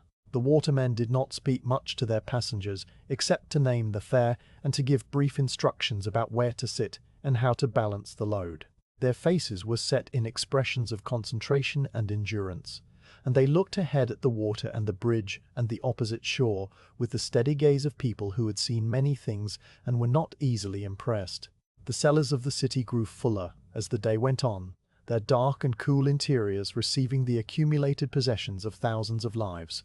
A visitor to one of these cellars might have seen a strange and jumbled collection of objects arranged in the dim light: a stack of linen sheets next to a barrel of salted pork, a silver candlestick lying on top of a sack of coal, a child's wooden horse standing upright on a pile of law books, a portrait of a stern-faced ancestor propped against a keg of brandy. The objects had nothing in common except that they had all been judged worth saving by someone who loved them or needed them, or simply could not bear to leave them behind. They sat in the darkness and waited, as the city above them waited, for the fire to make its decision and for the future to reveal itself. The day faded into evening, and the evening faded into night, and still the river stairs were crowded, and still the boats moved back and forth across the dark water. The fire cast a red and orange glow on the underside of the smoke cloud, and this glow was reflected in the river, so that the Thames seemed to be burning as well, its surface alive with shifting patterns of light. The watermen lit lanterns and hung them from the sterns of their wherries, and the lanterns made small pools of yellow light that moved across the water like drifting stars. The work continued because the fire continued, and there was nothing else to do but keep moving and keep carrying and keep hoping that the morning would bring some change in the wind or some new strategy that would halt the advance of the flames. The cellars held their stored treasures in the dark earth, and the river carried its burden of boats and people and goods toward the safety of the southern shore. The fifth chapter of the fire story was written in these quiet and methodical movements, in the patient lines at the water stairs and the careful stacking of bundles in the underground chambers, and it was a chapter that contained no heroes and no villains, only the slow and ordinary actions of people facing something that was beyond their understanding and beyond their control. The decision to pull down houses that stood in the path of the advancing fire was not a new idea on the third day of September, nor was it a strategy that had been invented in response to this particular emergency. The practice of creating firebreaks by demolishing buildings had been known to the cities of Europe for centuries, and it was written into the laws and customs of London as a measure of last resort. The principle was simple enough in its conception. A fire could not burn what was not there, and if a gap of sufficient width could be opened between the flames and the remaining buildings, the fire would eventually reach that gap and find nothing more to consume, and would therefore die out from lack of fuel. The principle was simple, but its application was anything but simple, because it required the destruction of property that belonged to people who were often reluctant to see their homes and businesses pulled down before the fire had even reached them. It required a legal authority to order the demolition and a physical force to carry it out, and a willingness to accept that the cure might be almost as painful as the disease. The authority to order the demolition of houses in the event of a fire rested ultimately with the Lord Mayor and the aldermen of the city, who could direct the constables and the trained bands to take whatever action was necessary to protect the common good. On the morning of the 3rd of September, after the fire had burned through the night and shown no sign of stopping, the realization began to spread among the city's leaders that the usual measures were not going to be sufficient. The bucket lines had been overwhelmed, and the sparks were flying further than anyone had anticipated, and the wind showed no sign of changing direction. The idea of pulling down houses to create a firebreak moved from being a theoretical possibility to being a practical necessity, and the orders began to go out from the Guildhall to the parishes that lay in the fire's predicted path. The trained bands of London were the militia forces of the city, composed of adult male citizens who were required by law to own weapons and to train periodically in their use, and to turn out when called upon to defend the city or to maintain order within its walls. They were not professional soldiers in the sense of men who made their living by fighting. They were shopkeepers and tradesmen and apprentices and householders who drilled on the weekends and kept a musket and a sword in a cupboard somewhere, and who hoped they would never actually have to use them. The trained bands were organized by parish and by ward, and they were commanded by officers who were elected from among the wealthier citizens and who held their commissions as much for their social standing as for any particular military skill. When the call went out for men to assist in the demolition of houses, the trained bands answered it in the same way they answered every call. They put down their tools and their ledgers, and they went to their muster points, and they waited for orders. The men who assembled in the streets to the west of the fire on that Monday morning were a mixed and motley collection of Londoners. They wore their own clothes because there was no uniform for the trained bands, except perhaps a coloured sash or a ribbon tied around the arm to show which parish they belonged to.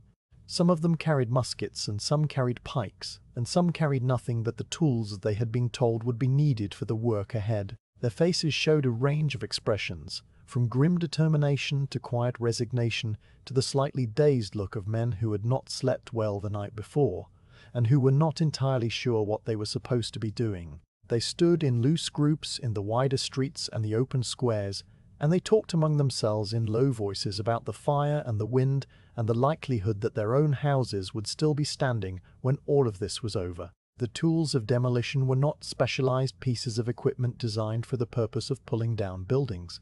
They were the ordinary tools of the building trade and the farm and the household, pressed into a new and destructive service. There were long iron hooks mounted on wooden poles which were used to catch hold of the projecting timbers of a house and to pull them outward until the joints broke and the beams came away. There were heavy ropes made of hemp that could be thrown over a chimney or a gable and then pulled by teams of men until the masonry cracked and the structure gave way. There were axes and adzes and crowbars and sledgehammers and all the other implements that could be used to chop and pry and smash and lever. The tools were heavy, and they were awkward to carry through the crowded streets, and they made a variety of sounds as they were gathered and distributed. The clank of iron on iron, the thump of wooden handles on cobblestones, the murmur of men asking one another where a particular tool had got to, and who had taken the last of the ropes. The process of demolishing a house by hand was a slow and laborious undertaking that required more patience and strength and more persistence and skill. The men would begin by clearing the interior of the building, removing anything that might be saved or anything that might obstruct the work. This was a task that fell to the householders themselves if they were present and willing, or to the trained bands if the householders had already fled. The furniture and the bedding and the kitchenware were carried out into the street and piled at what was hoped to be a safe distance, although the definition of a safe distance changed as the fire grew closer and the heat grew more intense. Then the men with the hooks and the ropes would set to work on the structure itself, starting at the top and working their way down. The upper stories of a London house were the most vulnerable to being pulled down because they projected out over the street, and their timbers were exposed and accessible. A man with a long hook would stand in the street and raise the iron point to catch the edge of a projecting joist or the corner of a window frame, and then he would pull downward and outward with a steady and rhythmic motion. The timber would groan and creak, and then, after a certain amount of pulling and wiggling and patient effort, it would splinter and come away from its fastenings and fall to the street below with a crash that sent up a cloud of dust and old plaster. The other men would stand back and watch, and then move forward to drag the fallen timber out of the way so that the work could continue. This process was repeated again and again, one timber at a time, until the upper floor had been stripped of its projecting parts and the men could move on to the next stage. The use of ropes to pull down larger sections of a building required a different kind of coordination. A heavy rope would be thrown over the top of a chimney stack or around the corner of a gable end, and then a team of men would take hold of the free end and pull together with a slow and steady pressure. The rope would tighten, and the fibers would creak, and the chimney would resist for a long moment, its ancient brickwork holding together with a stubbornness that seemed almost personal. Then something would crack and shift, and the men would pull harder, and the chimney would lean and totter, and finally collapse inward or outward in a slide of brick and dust and shattered timber. The sound of a falling chimney was deeper and more final than the sound of a falling timber, a low rumble that could be felt through the soles of the feet as much as heard through the ears. The work was made more difficult by the conditions in which it had to be performed. The smoke from the fire drifted over the demolition sites in waves, sometimes thin and grey and sometimes thick and choking, and the men worked with their mouths and noses covered by cloths that they had tied around their faces. The heat from the approaching flames could be felt from streets away, a steady pressure of warm air that grew more intense as the morning wore on. The sparks continued to fall, small and persistent, and the men had to watch the roofs of the houses they were trying to save and beat out any new fires before they could take hold. And through it all, there was the sound of the fire itself, the constant and distant roar that never stopped and never lessened, and that served as a reminder that the work they were doing was a race against something that did not tire and did not rest. The trained bands worked in shifts because the labor was exhausting, and no single group of men could sustain it for more than a few hours at a time. A company would be assigned to a particular street or a particular row of houses, and they would work until their arms ached and their hands were blistered and their lungs were raw from the smoke, and then another company would come to relieve them, and they would stumble away to find water and food, and a place to sit down for a while. The relief was temporary because the fire did not stop and the work did not stop, and the men who had rested for an hour or two were soon called back to take their turn again. The cycle of work and rest and work again continued through the day and into the evening and through the night and into the next day, and the faces of the men grew more drawn and more hollow with each passing hour. The exhaustion of the trained bands was a quiet and cumulative thing that crept up on them without any single moment of crisis or collapse. A man would find that his arms were slower to respond to his commands, that the hook felt heavier than it had an hour ago, that his grip on the rope was less sure, and his footing on the uneven cobblestones was less steady. He would blink and realize that his eyes were stinging from the smoke and that his vision was blurred and that he had been staring at the same piece of timber for what felt like a very long time without actually doing anything about it. He would look around at the other men in his company and see the same signs of weariness in their faces and their postures, the same slump of the shoulders and the same slow and careful movements. The exhaustion was not dramatic, and it was not complained about, because complaining would not make the work go faster, and it would not put out the fire. The men simply did what they could, and then did a little less, and then were relieved by men who were slightly less tired, but who would soon be just as tired as the men they had replaced.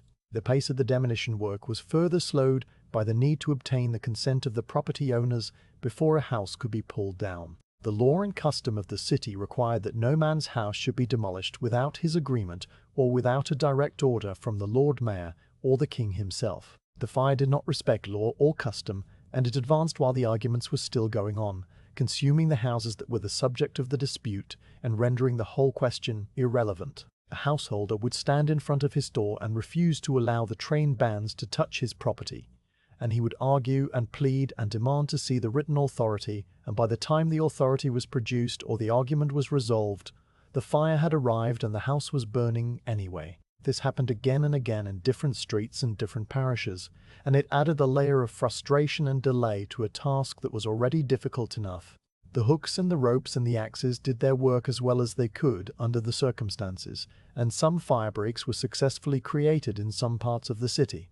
A row of houses would be reduced to a pile of broken timbers and scattered bricks, and the gap would stand open and empty, waiting for the fire to arrive. And when the fire did arrive, it would sometimes stop at the gap, because there was nothing there for it to burn, and the wind was not strong enough to carry the sparks across the open space. In these places the demolition worked, and the fire was halted, and the buildings on the far side of the gap were saved. But in other places, the wind carried the sparks over the gap as if it were not there at all, and new fires started on the roofs of the houses that had been meant to be protected. In still other places, the gap was not wide enough because the heat of the fire was so intense that it ignited the buildings on the far side by radiant heat alone, without any need for sparks or direct contact. The men who had worked so hard to pull down the houses watched the fire jump across their firebreak and continue on its way.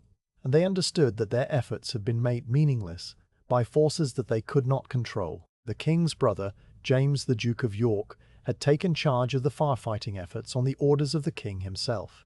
He was a man who was accustomed to command and who understood the importance of organization and discipline in the face of disorder. He rode through the streets on a horse that was nervous and skittish from the smoke and the noise, and he gave orders in a calm and steady voice that did not rise or fall regardless of the news that was brought to him. He directed the trained bands to this street and that.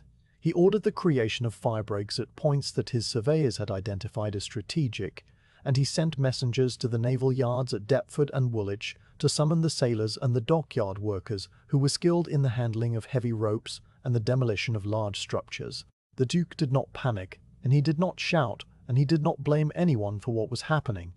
He simply did what he could with the resources that were available, and he accepted that the outcome was not entirely within his control. The sailors from the naval yards arrived later in the day, and they brought with them a different approach to the problem of demolition. They were men who were used to working with ropes and pulleys and heavy timbers, and they understood the principles of leverage and mechanical advantage in a way that the trained bands did not. They set up systems of blocks and tackles that allowed a smaller number of men to exert a much greater force on a building, and they pulled down houses with an efficiency that was impressive even to those who had been doing the same work all day, with less sophisticated methods.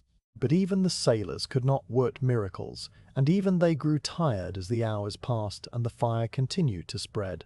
The hooks and the ropes and the pulleys could only do so much against a city that was built almost entirely of wood and that had been drying in the sun for months. The night of the 3rd of September found the trained bands still at their work in the flickering orange light of the approaching fire. The men moved more slowly now, and their movements were more deliberate and less coordinated. The sound of their tools had changed from the sharp and rhythmic cracking of the morning to a duller and more sporadic thumping that spoke of tired arms and fading strength. The piles of salvaged goods in the streets grew larger and more disordered as the night went on, and the people who had been guarding them grew fewer because they had been told to move further west or because they had simply given up and gone to find their families. The city was a strange and shifting landscape of fire and shadow, and the men who worked to pull down the houses were small figures in a very large and very indifferent drama. The demolition of houses by hooks and ropes and the exhaustion of the trained bands would continue for several more days and nights before the fire finally burned itself out against the stone walls of the temple and the open spaces of Holborn and the determined efforts of the men who had been brought in from the surrounding counties. The work was never finished in any final or satisfying way because the fire did not stop in response to human effort, but rather because it ran out of fuel and the wind shifted at last and the gaps that had been created were finally wide enough to hold. The men who had pulled down the houses and the men who had stood in the bucket lines and the men who had rowed the boats across the river would remember those days for the rest of their lives. And they would tell the stories to their children and their grandchildren in voices that were quiet and matter-of-fact and without any particular emphasis. It had been a fire, and they had done what they could, and the city had burned, and then it had stopped burning, and life had gone on in the way that life always does. The Royal Exchange stood at the meeting point of Cornhill and Threadneedle Street in the heart of the city, a large and impressive building that had been constructed some 90 years before the fire during the reign of the first Queen Elizabeth. It was not a royal palace in the sense of a place where monarchs lived, but rather a commercial palace, a place where merchants and traders and financiers gathered to conduct their business and to exchange news and to make the agreements that kept the wheels of trade turning. The building was laid out around a great open courtyard that was surrounded on all four sides by covered walkways supported on stone columns, and above these walkways rose 2 stories of rooms and galleries that housed the shops of 100 different tradesmen. The architecture of the exchange was more formal and more deliberate than the jumbled and organic growth of the surrounding streets. It had been designed by a man who had studied the buildings of the continent and who had brought back ideas about proportion and symmetry and the proper use of stone. The exchange was built largely of stone and brick, which distinguished it from the timber-framed houses that made up most of the city, and this difference in materials meant that it would burn in a different way and at a different pace than the buildings around it. The outer walls were of a pale grey stone that had been quarried in the northern counties and brought down to London by river barges. The columns of the courtyard were of the same stone, their surfaces darkened by decades of London smoke, and their capitals carved with leaves and scrolls that had softened and blurred over time. The floors of the walkways were paved with flagstones, and the roof above them was supported by heavy timber beams that were hidden from view by a ceiling of plaster and lath. The shops and offices that lined the upper galleries were partitioned with brick walls and floored with thick oak planks, and their windows were glazed with small panes of greenish glass set in lead frames. All of these details are worth noting because they determined how the fire would behave when it finally reached the exchange, and how long the building would resist the flames before succumbing to them. The merchants who conducted their business at the exchange had followed the same routines for generations, and those routines had continued even as the fire had burned its way across the city toward them. On the morning of the 3rd day of September, which was a Monday, the exchange had opened for business as usual, because the fire was still some distance away and because the habits of commerce are not easily interrupted. The merchants had gathered in the courtyard and under the covered walkways, and they had talked about the fire in low and measured voices, while also talking about the price of pepper, and the arrival of ships from the Levant, and the state of the credit markets in Amsterdam.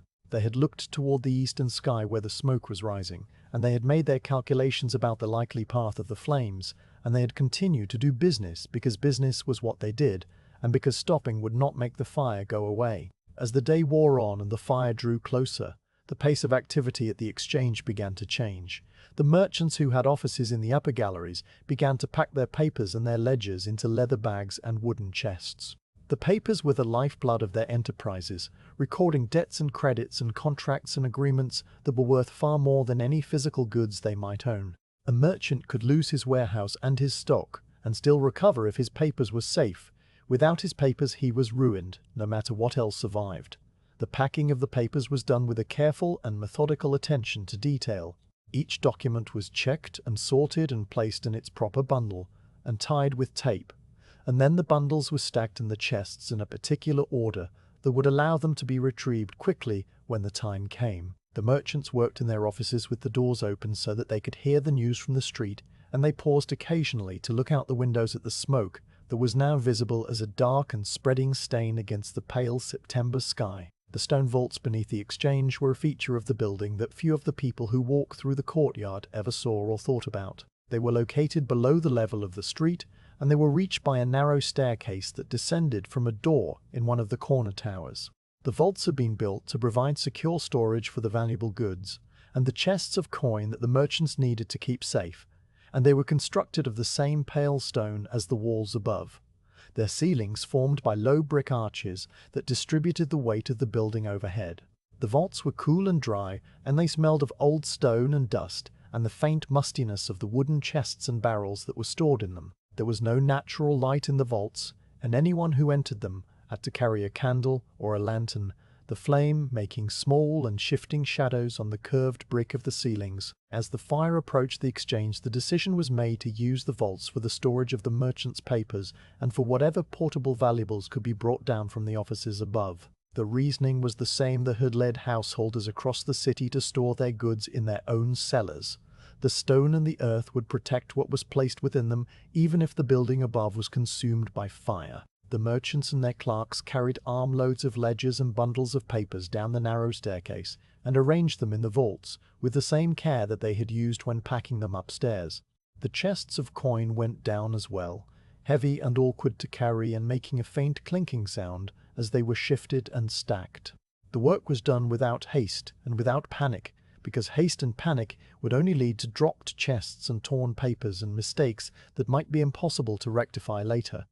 The fire reached the streets around the Royal Exchange in the late afternoon of the 3rd day of September. It came from the east, advancing along Cornhill and Lombard Street and the network of lanes that surrounded the great building. The houses in those streets were of the usual London construction, timber frames filled with plaster and roofed with wooden shingles, and they burned with the same eager and consuming flame that had been devouring the city for more than a day. The heat from the burning houses was intense, and it could be felt inside the exchange, a steady and oppressive warmth that seemed to come from all directions at once. The glass in the windows of the upper galleries began to crack from the heat, and some of the panes fell inward and shattered on the floors. The merchants and the clerks who had remained in the building to finish the packing of the papers and the valuables now left through the doors that opened onto Threadneedle Street, and they walked away toward the west, carrying the last of their portable property and not looking back. The fire did not enter the Royal Exchange all at once, in a sudden and dramatic burst of flame. It approached the building slowly, and it tested the stone walls with a patient and probing heat. The timbers of the surrounding houses burned and collapsed, and their flames licked at the outer walls of the exchange. But the stone did not catch fire because stone does not burn. The heat was absorbed by the masonry and conducted inward, and the walls grew warmer and then hot, and then too hot to touch with a bare hand. The mortar between the stones was an old mixture of lime and sand, and it had been exposed to the weather for nearly a century. The intense heat caused the moisture within the mortar to expand, and the mortar began to crack and crumble in places, small fragments falling away from the joints and pattering down onto the flagstones below. The roof of the exchange was the vulnerable part of the building, because it was made of timber, the same dry and seasoned oak and pine that had been feeding the fire since it left Pudding Lane. The roof structure was hidden above the ceilings of the upper galleries, but it was there, a complex framework of beams and rafters and purlins that supported the lead covering and the slate tiles. The heat from the surrounding buildings rose and gathered under the eaves, and eventually it found the dry timbers of the roof. The ignition of the roof was not a single event that could be observed and recorded, but a slow and gradual process that took place out of sight. The timbers smouldered first, the way the timbers in Farriner's Bakehouse had smouldered, and then they charred, and then small flames appeared and began to spread along the undersides of the rafters. The fire in the roof burned for some time before anyone outside could see evidence of it, its progress marked only by a darkening of the smoke that rose from the building and a subtle change in the sound of the fire, a deeper and more resonant crackling that came from above. The lead that covered the roof of the exchange began to melt as the fire beneath it grew hotter. Lead is a soft and heavy metal that melts at a relatively low temperature compared to iron or steel, and the heat of the burning timbers was more than sufficient to reduce it to a liquid state. The lead ran down the slopes of the roof in silver streams and dripped from the edges of the eaves onto the flagstones of the courtyard below, where it pooled and cooled and solidified into strange and twisted shapes. Some of the lead found its way through gaps in the burning roof and fell into the upper galleries, splashing onto the floors and the walls and adding to the destruction. The melting of the lead was a sign that the fire had penetrated deep into the structure of the building and that the end was approaching. The slow smouldering of the stone vaults beneath the exchange was a different process altogether from the burning of the roof and the upper floors. The vaults were underground, and they were surrounded on all sides by earth and by thick masonry walls. The heat from the fire above was transmitted downward through the stone, but the stone was a poor conductor of heat, and the temperature in the vaults rose slowly and never reached the point where the contents would ignite. The papers and the ledgers, and the wooden chests stored in the vaults, grew warm to the touch, and the air became thick and close, but there were no flames, and no sparks, and no direct contact with the fire that raged overhead. The vaults did their work, and they protected what had been placed inside them, just as the merchants had hoped they would.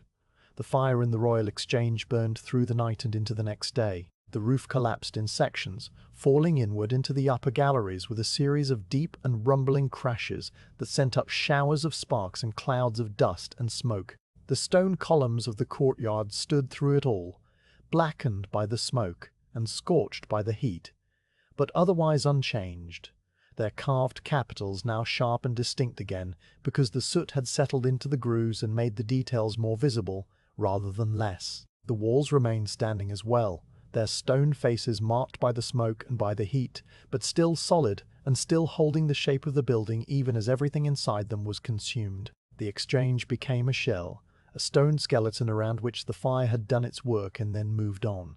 The morning of the 4th day of September found the fire still burning in some parts of the exchange, but the main fury of the flames had passed. The timbers that had formed the roof and the floors and the interior partitions were gone, reduced to ash and charcoal, and the twisted remains of iron hinges and nails. The stone walls stood in the grey light of the smoky morning, and the courtyard was open to the sky for the first time since the building had been constructed. The flagstones of the courtyard were covered with debris, with fallen timbers and broken slates and the cooled and hardened pools of lead that had run down from the roof. The air was thick with the smell of wet ash and hot stone and the sharp and acrid scent of burned plaster and paint. The exchange was still recognizably the exchange, but it was also something else now, a ruin that had once been a building and that would one day be a building again. The vaults beneath the exchange survived the fire intact, as they had been designed to do. When the ashes had cooled enough to allow entry, the merchants and their clerks returned and descended the narrow staircase with lanterns in their hands, and they found their papers and their chests of coin waiting for them in the warm and smoky darkness. The papers were singed at the edges in some cases, and they smelled strongly of smoke, but they were legible and they were whole, and they contained the records that would allow the merchants to reconstruct their affairs and to begin again. The stone vaults had done what stone vaults do.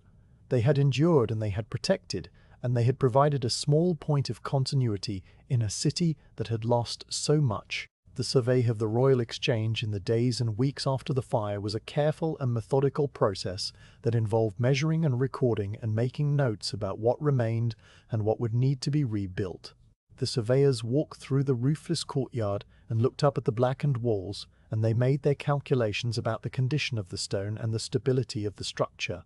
They noted that the walls were sound, and that the columns were still true, and that the foundations had not been damaged by the heat. They wrote their reports in clear and unhurried handwriting, and they filed them away in the offices of the city government, where they would be consulted when the time came to rebuild. The survey was a quiet and bureaucratic task that attracted no attention and made no headlines, but it was an essential part of the long and patient work of recovery that would occupy the city for years to come. The slow smouldering of the stone vaults continued in a sense long after the flames had gone out, because the stone itself retained the heat of the fire for days. Anyone who descended into the vaults in the week after the fire would find the air still warm, and the walls still radiating a faint and residual warmth that seemed to come from the very center of the masonry. The warmth was not unpleasant, and it served as a reminder of what had happened, and as a promise that the stone had done its job and would continue to do its job for as long as it was needed. The vaults would eventually cool and return to their usual temperature, and they would be filled again with the papers and the chests of a new generation of merchants. The fire had come, and the fire had gone, and the stone remained, as stone always does, patient and enduring, and entirely indifferent to the dramas that play out around it. The The story of the Royal Exchange during the Great Fire is not a story of heroism or of tragedy or of any of the large and dramatic emotions that people sometimes associate with such events. It is a story of materials and their properties, of the way that stone behaves differently from wood when exposed to heat, of the slow and patient processes by which a building is consumed and a vault endures. It is a story that unfolds at the pace of the fire itself, which is to say slowly and without any particular urgency, one thing leading to another in a sequence that is both inevitable and entirely unremarkable. The merchants who stored their papers in the vaults did not think of themselves as making history. They thought of themselves as doing what needed to be done in the circumstances in which they found themselves. The surveyors who measured the ruined walls did not think of themselves as recording a great event. They thought of themselves as preparing the way for the work that would come next. And the stone vaults themselves did not think at all, which is perhaps why they survived when so much else did not. The Duke of York had been awake for most of 2 days and 2 nights by the time the fire reached the district that lay to the east of the Tower of London. He moved through the streets on a horse that had grown accustomed to the smoke and the noise, its ears flicking occasionally at a distant crash, but otherwise walking with a steady and patient gait.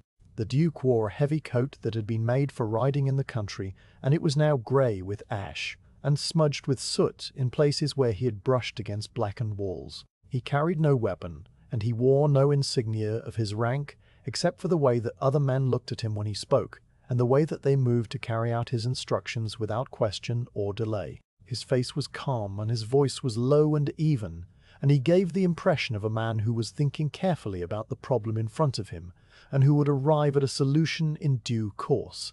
The ordnance that the Duke had ordered to be brought up from the naval stores at the Tower was not the sort of ordnance that was used to fire upon enemy ships or to defend the walls of a fortress. It was gunpowder in small and carefully sealed barrels, the same powder that was used to charge the great guns of the Navy and to prime the muskets of the Marines. Gunpowder in the 17th century was a mixture of saltpeter and charcoal and sulphur, the proportions determined by long experiment and recorded in the manuals of the master gunners. It was a grey-black substance that looked like coarse sand and smelled sharp and mineral, and it was packed into wooden casks that were bound with copper hoops rather than iron, because iron might strike a spark and cause an accident. The casks were small enough to be carried by a single man, and they were stacked on handcarts and trundled through the streets by sailors from the naval yards who understood the nature of the material they were handling and treated it with a calm and professional respect. The use of gunpowder to demolish houses was a measure that had been employed before in other cities and in other fires, and it was known to be effective when applied correctly. The principle was the same as the use of hooks and ropes, but the method was faster and more complete, and it could create a firebreak in a fraction of the time that manual demolition required.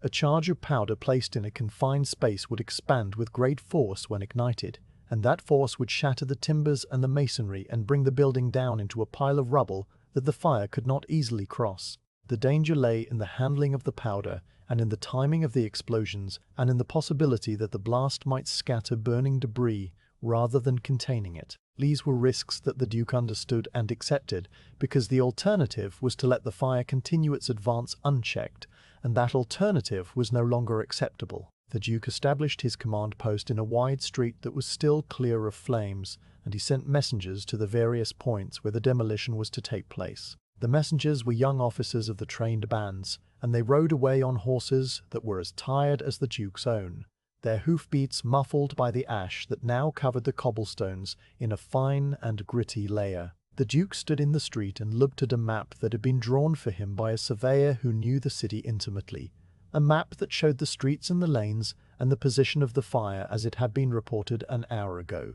The map was already out of date because the fire had moved since it was drawn, but it was close enough to be useful, and the Duke traced the lines with a finger and made his decisions about where the fire breaks should be placed. The sailors who handled the gunpowder were men from the dockyards at Deptford and Woolwich, brought up the river in barges that had been pressed into service for the emergency. They wore the loose trousers and the short jackets of their trade, and their hands were calloused from hauling on ropes, and their faces were weathered by wind and salt spray. They carried the powder casks from the carts to the houses that had been selected for demolition, and they placed them in the cellars and in the ground floor rooms where the blast would have the greatest effect on the structure. The placement of the charges was a matter of experience and judgment, and the sailors worked with the same unhurried care that they would have given to the loading of a ship's magazine. They stacked the casks in neat rows, and they laid the trains of powder that would carry the flame from the point of ignition to the main charge, and they covered the trains with wooden boards to protect them from sparks and from the feet of anyone who might walk through the room. The fuses were made of cord that had been soaked in a solution of saltpeter and then dried, a process that made the cord burn slowly and evenly without going out. The sailors cut the fuses to the length that would give them time to retreat to a safe distance, and they lit them with matches that were kept in small metal boxes lined with felt. The lighting of a fuse was a small and unremarkable action, the touch of a glowing match to the end of a cord, and the first thin curl of smoke rising from the point of contact. The sailor who lit the fuse would then walk away at a steady pace, not running, because running might cause him to trip, and because running was not necessary. The fuse would burn at a known rate, and there was time enough to reach the safe distance before the charge ignited. The explosions themselves were not the loud and dramatic events that might be imagined by someone who has seen pictures of battles or heard stories of great guns firing at sea. They were deep and dull and percussive, more of a thump than a bang, and they were felt through the soles of the feet as much as they were heard through the ears. The ground would shudder slightly, and a cloud of dust and smoke would billow out from the windows and the doors of the condemned house, and then the walls would seem to settle and shift, and then they would fall inward or outward, with a sliding and crumbling sound that was almost gentle. The timbers would crack and splinter, and the roof would collapse, and the whole structure would become a pile of broken wood and stone and plaster that lay in the street and blocked the way. The fire, when it reached that point, would find nothing to burn except the scattered debris, and that debris would be too sparse and too broken to sustain the flames. The Duke watched the explosions from a distance, and he listened to the reports that came back from the officers who had been placed in charge of each demolition site. The reports were brief and factual, stating the number of houses that had been brought down and the width of the gap that had been created, and the condition of the surrounding buildings. The Duke received these reports with a small nod, and he made notes on his map, and he issued new orders for the next set of demolitions further to the west. The work was repetitive and unglamorous, and it went on hour after hour through the afternoon and into the evening. The paper house stood on Seething Lane, a street that ran from the eastern side of the city toward the precincts of the Tower. It was not a house made of paper in any literal sense. The name came from its use as a repository for the papers and the records of the Navy Office, a function similar to the vaults under the Royal Exchange, but on a smaller and more specific scale. The building was of the usual London construction, timber-framed and plastered, and it had stood on Seething Lane for longer than anyone could remember. The papers stored within it were the administrative memory of the Navy, the contracts and the accounts, and the correspondence that recorded every ship and every sailor and every barrel of provisions that had passed through the naval system. They were not as valuable in money terms as the merchants' ledgers, but they were essential to the running of the fleet, and their loss would be a serious inconvenience to the government of the king. As the fire approached Seething Lane from the east, the decision was made to remove the papers from the paper house and to carry them to a safer location. The clerks of the Navy Office worked through the day, carrying bundles of documents and leather-bound volumes out of the building and loading them onto carts that had been requisitioned from the surrounding streets. The carts were driven away toward the Tower, where the thick stone walls and the wide moat offered a degree of protection that the ordinary houses could not provide. The work was done with the same methodical care that had been shown at the Royal Exchange, and it continued until the last of the papers had been removed and the paper house stood empty and waiting. The breaching of the walls of the paper house and the surrounding buildings was ordered by the Duke as part of the creation of a fire break that would protect the Tower and the naval stores that were kept within its walls. The sailors brought their casks of powder, and they placed them in the cellars and the ground floors of the houses on Seething Lane, and they laid their trains, and they lit their trains, and they lit their fuses, and they walked away to the safe distance.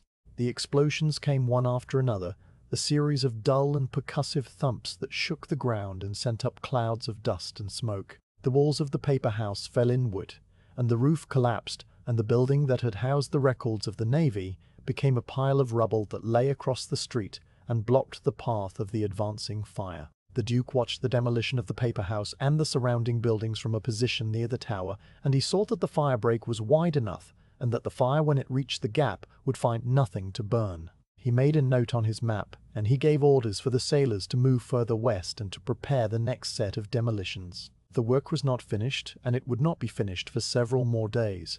But this particular piece of it was done, and the Duke allowed himself a small moment of satisfaction before turning his attention to the next problem that required his attention. The gunpowder that was used in the demolitions came from the stores that were kept in the tower, and those stores were not unlimited. The Duke sent messages to the ordnance officers requesting additional supplies, and the officers replied that the remaining powder was needed for the defense of the tower itself, and could not be released without a direct order from the king. The Duke wrote the order himself, using a pen and ink that had been set up on a makeshift table in the street, and he signed it with his name and his title, and he sent it back to the tower with a messenger who rode away through the smoky streets. The powder was released, and the demolitions continued. The sound of the explosions became a regular and expected part of the background noise of the city, joining the roar of the fire and the rumble of collapsing buildings and the murmur of the crowds that moved through the streets. People grew accustomed to the dull thump of the gunpowder charges, and they no longer started or looked around when they heard one. The explosions were just another part of the strange and altered world that the fire had created, a world in which the normal rules no longer applied, and the normal sounds were replaced by new and unfamiliar ones. The people of London adapted to this world as people always adapt, slowly and without fuss, and they went about their business while the Duke and his sailors continued their work. The final breaching of the paper house walls was not a single event that could be marked with a precise time and date. It was a gradual process that took place over several hours as the charges were placed and lit, and as the walls fell, and as the rubble was cleared to make way for the next set of demolitions.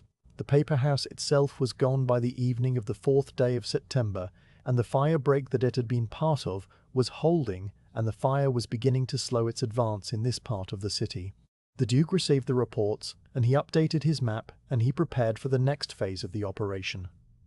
The night came, and the work continued by the light of lanterns and by the glow of the fire itself. The sailors were tired now, and their movements were slower and more deliberate, but they did not complain, and they did not stop. They carried the powder casks, and they laid the trains, and they lit the fuses, and they walked away, and they waited for the thump and the dust, and then they moved forward again to clear the rubble and to prepare the next set of charges. The cycle repeated itself again and again, and the fire break grew wider, and the fire grew closer, and the two things met in a slow and grinding contest that had no clear winner and no clear end. The king's brother oversaw all of this from his position in the street, and from the saddle of his tired horse, and from the makeshift table where his map lay spread out and held down at the corners with pieces of broken brick. He did not sleep, and he did not eat except for the bread and cheese that was brought to him by a servant, and which he consumed without tasting and without looking up from his work. His presence was a steady and calming influence on the men who carried out his orders, and they worked with a confidence that came from knowing that someone was in charge and that the someone knew what he was doing. The Duke was not a hero in the sense that the word is sometimes used, and he would not have described himself in those terms. He was a man who had been given a task, and who was doing it to the best of his ability, and that was all that anyone could ask of him, and all that he asked of himself. The ordnance that he oversaw and the final breaching of the paper house walls were small parts of a much larger story that was still unfolding across the city. The fire would burn for another day and another night, and it would consume thousands more houses and dozens more churches, and it would not stop until the wind shifted and the gaps were wide enough and the fuel was exhausted. The Duke's work was only one piece of the puzzle, but it was an important piece, and it contributed to the eventual containment of the flames. The sailors who handled the gunpowder and the officers who carried the messages and the clerks who saved the papers all played their parts, and then they went back to their ordinary lives and they remembered what they had done. But they did not speak of it often, because there was nothing particularly remarkable about doing what needed to be done in a difficult situation. The morning of the 5th day of September found the Duke still at his post, and the fire still burning. But the worst of it was over in the eastern districts. The paper house was a pile of rubble, and the papers that had been stored within it was safe inside the tower, and the firebreak that had been created at such cost in labour and gunpowder was holding. The Duke looked at his map one more time, and he saw that the lines of the fire were beginning to contract, and that the western edge was no longer advancing at the same rate. He folded the map and put it in his coat, and he turned his horse toward the west, where there was still work to be done. The horse walked with the same steady and patient gait, and the Duke's face showed the same calm and thoughtful expression, and the work continued because the work always continues until it is finished. The smell of smoked wool is a particular and memorable thing that does not resemble the smell of any other burned material. Wool is the hair of sheep, and it is composed largely of a protein called keratin, which is the same substance that makes up human hair and fingernails and the horns of cattle. When wool burns, it does not burst into bright and eager flames like wood or paper. It smoulders and chars and gives off a thick and acrid smoke that smells of ammonia and sulfur, and something else that is harder to name, a smell that is sharp and organic and slightly sickening. The smell of smoked wool hung over the district around Temple Bar for many days after the fire had passed through, and it became one of the signature scents of the burned city, along with the smell of wet ash, and the smell of hot stone, and the smell of hot stone, and the smell of the river at low tide. Temple Bar was a stone gateway that stood across the road that led from the City of London into the Liberty of Westminster. It was not a bar in the sense of a place where drinks were served, but a bar in the older sense of a barrier or a gate, a point where the jurisdiction of the city ended and the jurisdiction of the crown began. The gateway was made of pale stone, and it had an arched opening wide enough for a cart to pass through, and it was flanked by smaller arches for pedestrians. Above the central arch there was a room where the gatekeeper lived and where certain official functions were carried out. The stone of Temple Bar was the same sort of stone that had been used for the Royal Exchange and for the churches, and for the other great buildings of the city, quarried in the north and brought down by river, and shaped by masons who had learned their trade from their fathers. The fire reached Temple Bar on the 4th day of September after burning its way through the dense and ancient streets of the city proper.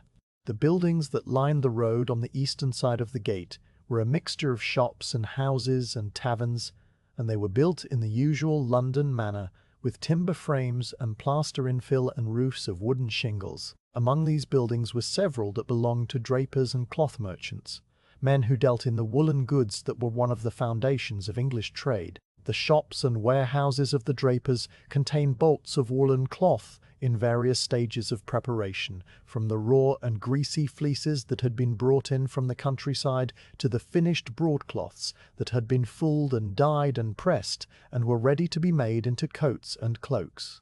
All of this wool was stored in the upper rooms and the back rooms of the buildings, and it was as dry as everything else in the city after the long and rainless summer. The fire came upon the drapers' shops in its usual slow and methodical way, advancing from the east along Fleet Street and the lanes that branched off from it. The timbers of the buildings caught first, and then the plaster and the lath, and then the flames found the stored wool. The wool did not burn with the bright and eager flame of seasoned oak or the quick and crackling flame of pine shingles. It smouldered and charred and gave off its thick and acrid smoke in great grey billows that rolled out of the windows and the doorways and rose to join the larger column of smoke that hung over the city. The smell of the burning wool spread outward from the drapers' shops, and it mingled with the other smells of the fire to create a complex and layered odor that was unique to that particular time and that particular place. The people who lived and worked in the buildings near Temple Bar had already left by the time the fire arrived. They had watched the glow in the eastern sky, and they had felt the heat on the wind, and they had made their decisions and gathered their belongings and moved westward toward the open fields of Holborn and the villages beyond. The streets around Temple Bar were empty of people, except for the occasional watchman or the occasional soldier who had been posted to prevent looting and to keep the way clear for the carts that were carrying salvaged goods to safety. The empty streets amplified the sounds of the fire, the crackling and the roaring and the occasional crash of a falling timber, and the smell of the burning wool drifted through the deserted lanes like a ghost of the commerce that had once flourished there. The stone gateway of Temple Bar itself did not burn because stone does not burn.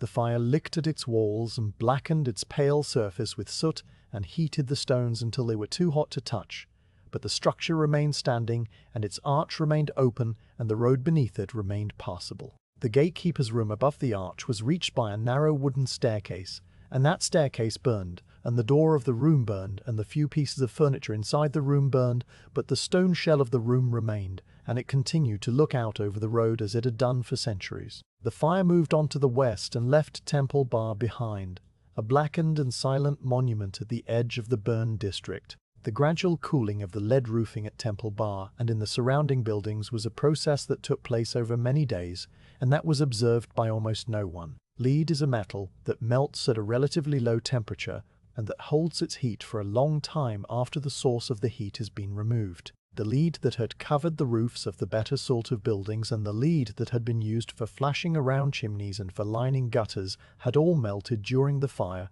and it had run down the walls and pooled in the streets and in the courtyards. These pools of lead were silver-grey when they first cooled, and they had the smooth and slightly rippled surface of a liquid that has been frozen in place. They lay in the gutters and in the hollows of the cobblestones, and they made the streets treacherous to walk upon because they were slippery and because they held the heat of the fire for longer than anyone expected.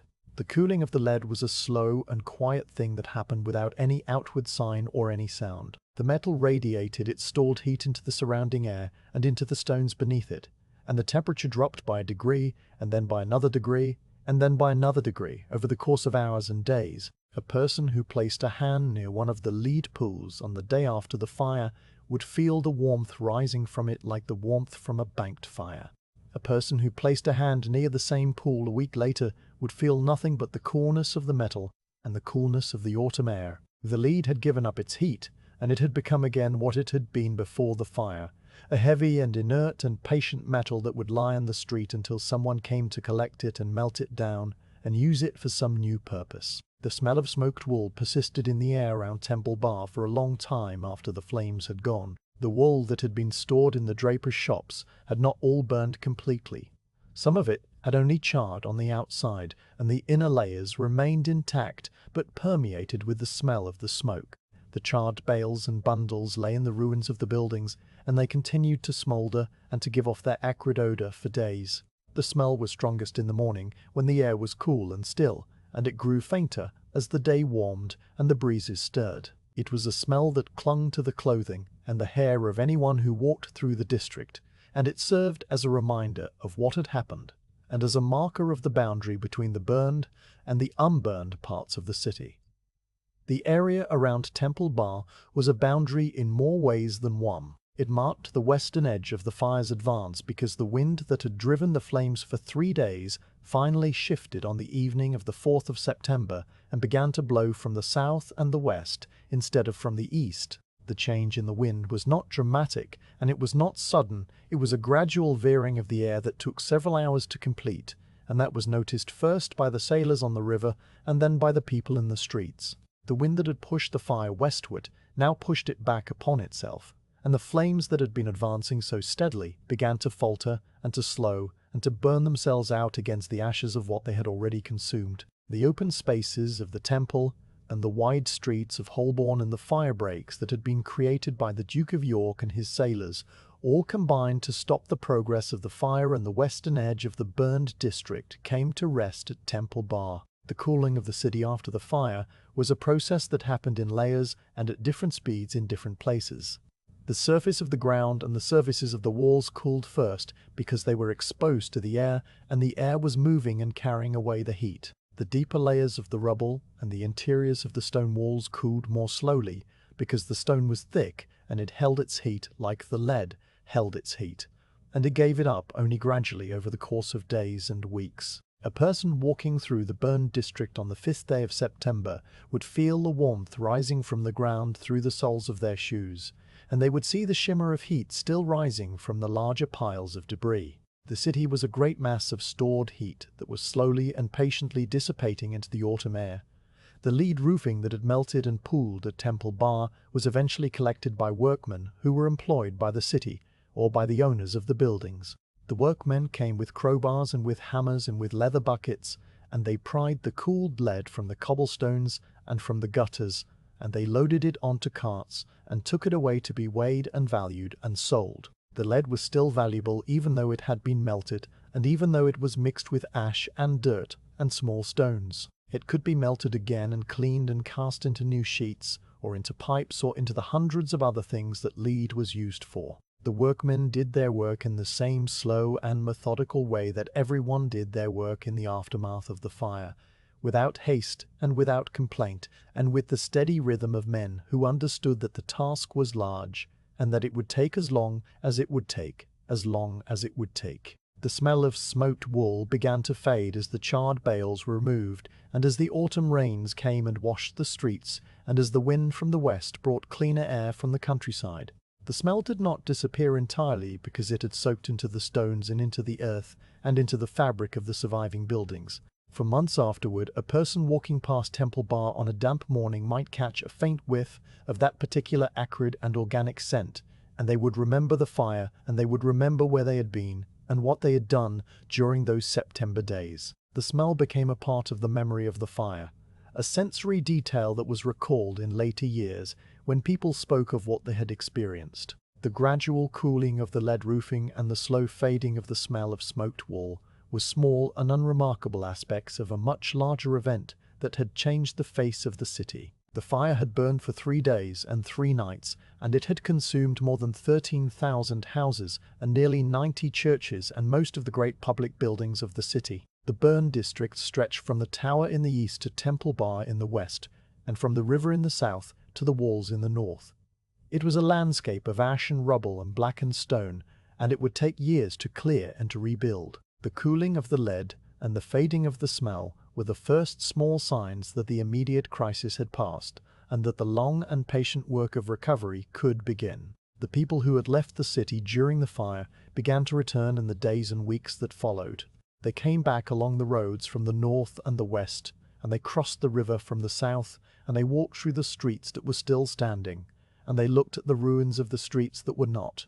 They searched for the cellars where they had stored their goods, and they dug through the rubble to see what had survived and what had been lost. They found the cooled pools of lead and the charred bales of wool and the blackened shells of the churches, and they began to make their plans for what would come next. The city was quiet now, quieter than it had been in living memory, and the sounds of the fire had been replaced by the sounds of shovels and trowels and the voices of people calling out to one another across the ash. Temple Bar stood at the edge of all of this, a blackened but intact gateway that marked the transition between the burned city and the unburned suburbs. The stone was warm to the touch for many days, and the smell of smoke hung in the air around it, but the gate remained open, and the road beneath it remained passable, and the traffic of carts and people that had always flowed through it began to flow again, slowly at first, and then with increasing regularity. The fire had come to Temple Bar, and the fire had stopped at Temple Bar, and the city on the other side of the gate was different from the city that had been there before. The lead had cooled, and the wool had smoked, and the chapter of the fire that was written at the western edge of the burned district had come to a quiet and uneventful close.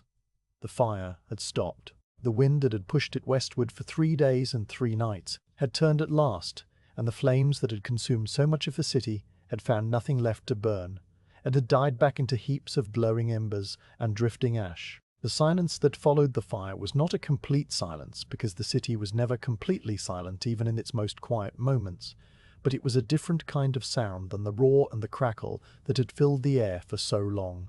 It was a silence made of small things, the rustle of ash settling on the ground, the creak of a cooling timber somewhere in the rubble, the distant and muffled call of a gull over the river, the soft sound of the wind moving through streets that no longer had walls to block its passage. The morning of the 5th day of September and the mornings that followed were grey and mild, and the light fell on a landscape that was entirely new, and yet also entirely familiar, because it was still the same city underneath the ash and the ruin. The surveyors came out into the streets, while the embers were still warm in places, and while the smell of smoke was still thick in the air. They were men who worked for the city government, and for the great landholders, and for the guilds and the companies that owned property throughout the burned district. They carried with them the tools of their trade, which were not complicated or expensive, a measuring chain made of iron links that could be laid out on the ground to determine distances, a surveyor's wheel that clicked with each revolution and recorded the length of a street or a property line, a plane table with a sheet of paper stretched tight and pinned at the corners, a compass to determine the orientation of the walls that still stood, a quill and a pot of ink and a ruler of boxwood marked with fine divisions. The surveyors wore heavy boots because the ground was covered with ash and broken glass and sharp fragments of stone, and they wore coats that had seen better days and that were soon grey with the same dust that covered everything else.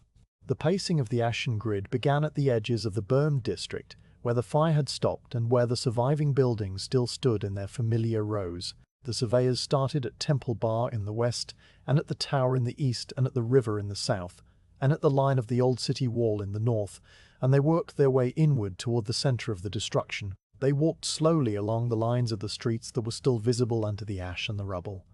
Streets that had been laid out centuries ago, and that followed the same paths they had always followed.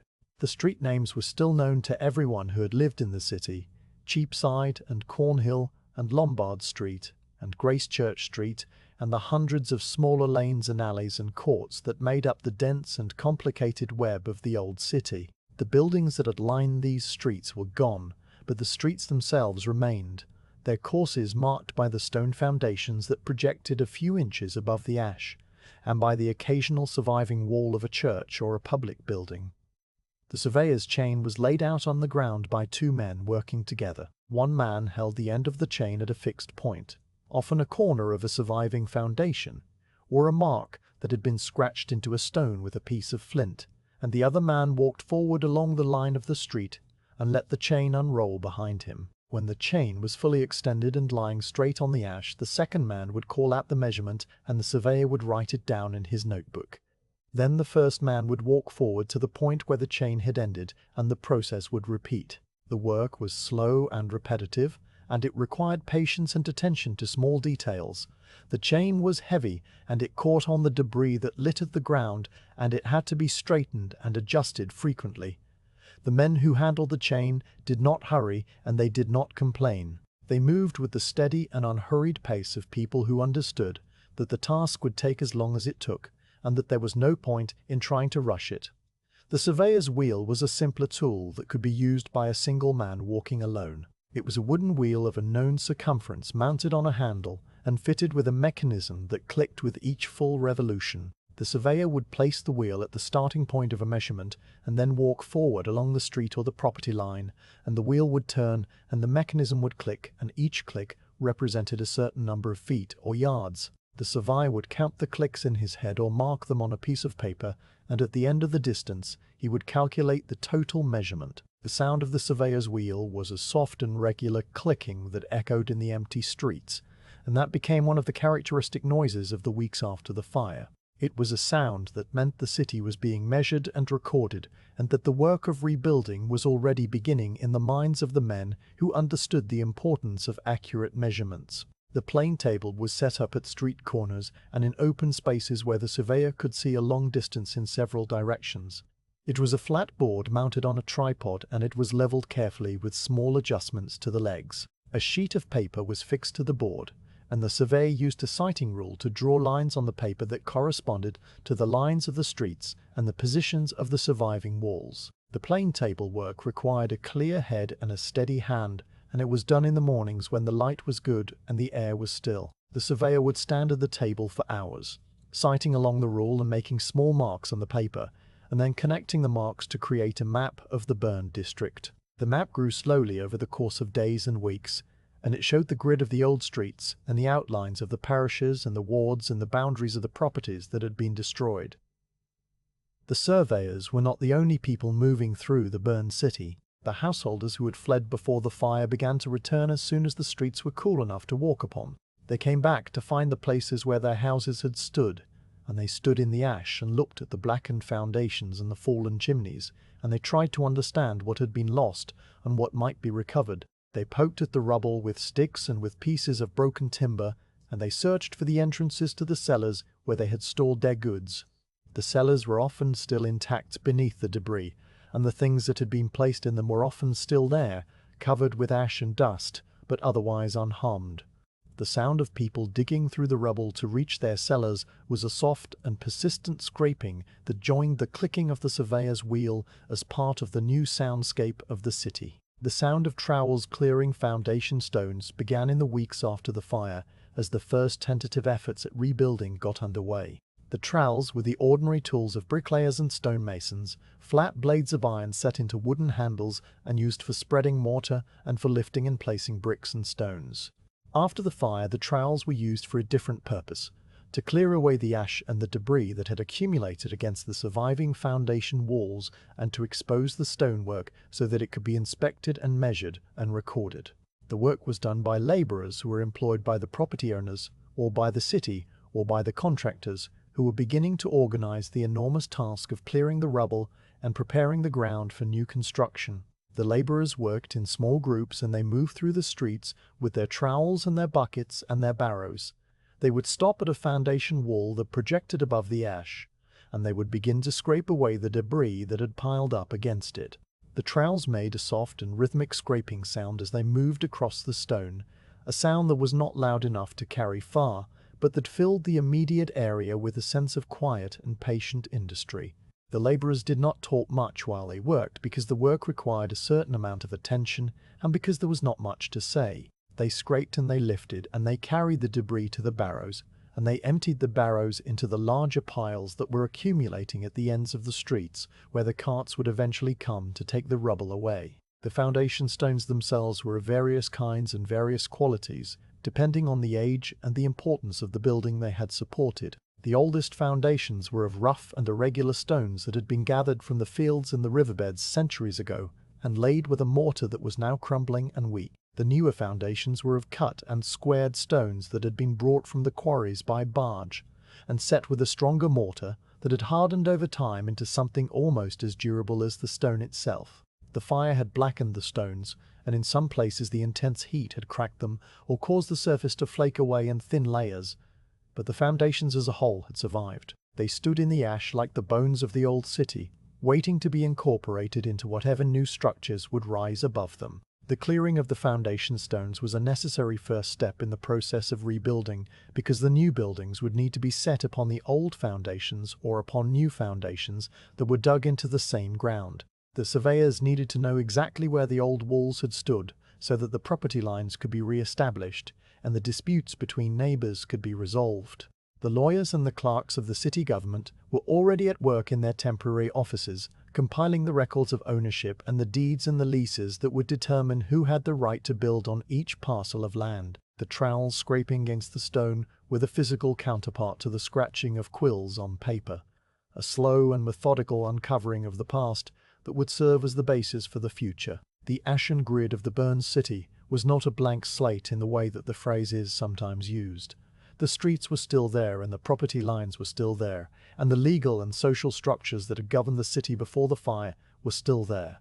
The fire had destroyed the buildings, but it had not destroyed the patterns of ownership and obligation and custom that had grown up over centuries. The surveyors pacing the streets with their chains and their wheels were not creating a new city from nothing.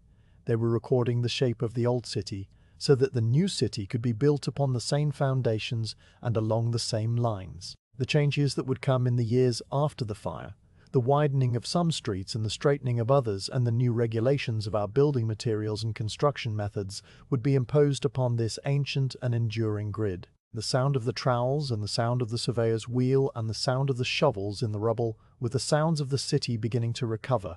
They were quiet sounds and they were patient sounds, and they did not attract attention or demand to be noticed. They continued day after day and week after week, and they gradually spread from the edges of the burned district toward the center as the rubble cooled and the work crews were organized and the materials and the money began to flow into the task of rebuilding. The people who lived in the surviving parts of the city and in the camps in the fields outside the walls grew accustomed to these sounds, and they stopped noticing them just as they had once stopped noticing the sound of the bells and the sound of the carts on the cobblestones. The sounds became the new normal, and they meant that life was going on and that the city would survive. The surveyors completed their work over the course of several months, and their maps and their measurements were gathered together and bound into large volumes that were stored in the offices of the city government. The maps showed the burned district as a network of lines and labels and small symbols that indicated the positions of the surviving churches and the public buildings and the conduits and the wells. The maps were not beautiful in the way that some maps are beautiful. They were functional documents created for a specific purpose, and they served that purpose well. They were consulted by the planners and the architects who were commissioned to design the new city, and they were used to settle the disputes that arose between property owners who could not agree on the location of a boundary line. The maps survived the rebuilding and they survived the centuries that followed, and they are still kept in the archives of the city, where they can be seen by anyone who wishes to understand the shape of London before and after the Great Fire. The trowels continued their work long after the surveyors had packed away their chains and their plane tables. The clearing of the foundation stones was only the beginning of the rebuilding process. The stones that were still sound were cleaned and numbered and stored for reuse in the new buildings that would rise on the same sites. The stones that were cracked or damaged were broken up and used as rubble, fill for the new foundations, or as aggregate for the new mortar. Nothing was wasted because the materials of the old city were valuable, and because the people who were doing the work understood that the new city would be built from the remains of the old one, just as every city is built from the remains of what came before. The sound of the trowels was eventually joined by the sound of hammers and the sound of saws and the sound of the carts bringing new timber and new stone from the wharves. The rebuilding of London after the Great Fire was one of the largest construction projects that the country had ever seen, and it employed thousands of men for years. The work was done in the same slow and methodical way that the surveyors had paced the ashen grid, and the labourers had cleared the foundation stones. There was no hurry, and there was no drama. The buildings rose one by one, and the streets were filled in, and the city gradually returned to something like its former shape, although the shape was different in many details, and the materials were different, and the regulations that govern the construction were different. The new city was built of brick and stone instead of timber and plaster, and it was less likely to burn in the way that the old city had burned. The surveyor's pacing of the ashen grid and the sound of trowels clearing foundation stones are not the parts of the story that are usually remembered when people speak of the Great Fire of London. The fire itself is remembered, and the destruction is remembered, and the rebuilding is remembered in a general way. But the quiet and patient work of the surveyors and the labourers is the work that made the rebuilding possible. It was the work of measuring and recording and clearing and preparing, the unglamorous and essential tasks that had to be completed before anything new could be built. It was the work that bridged the gap between the old city and the new, and it was done without fanfare and without recognition by men whose names were not recorded and whose faces were not painted in portraits. They did their work, and they went home at the end of the day, and they returned the next morning, and they did it again, and the city slowly and patiently rose from the ashes around them.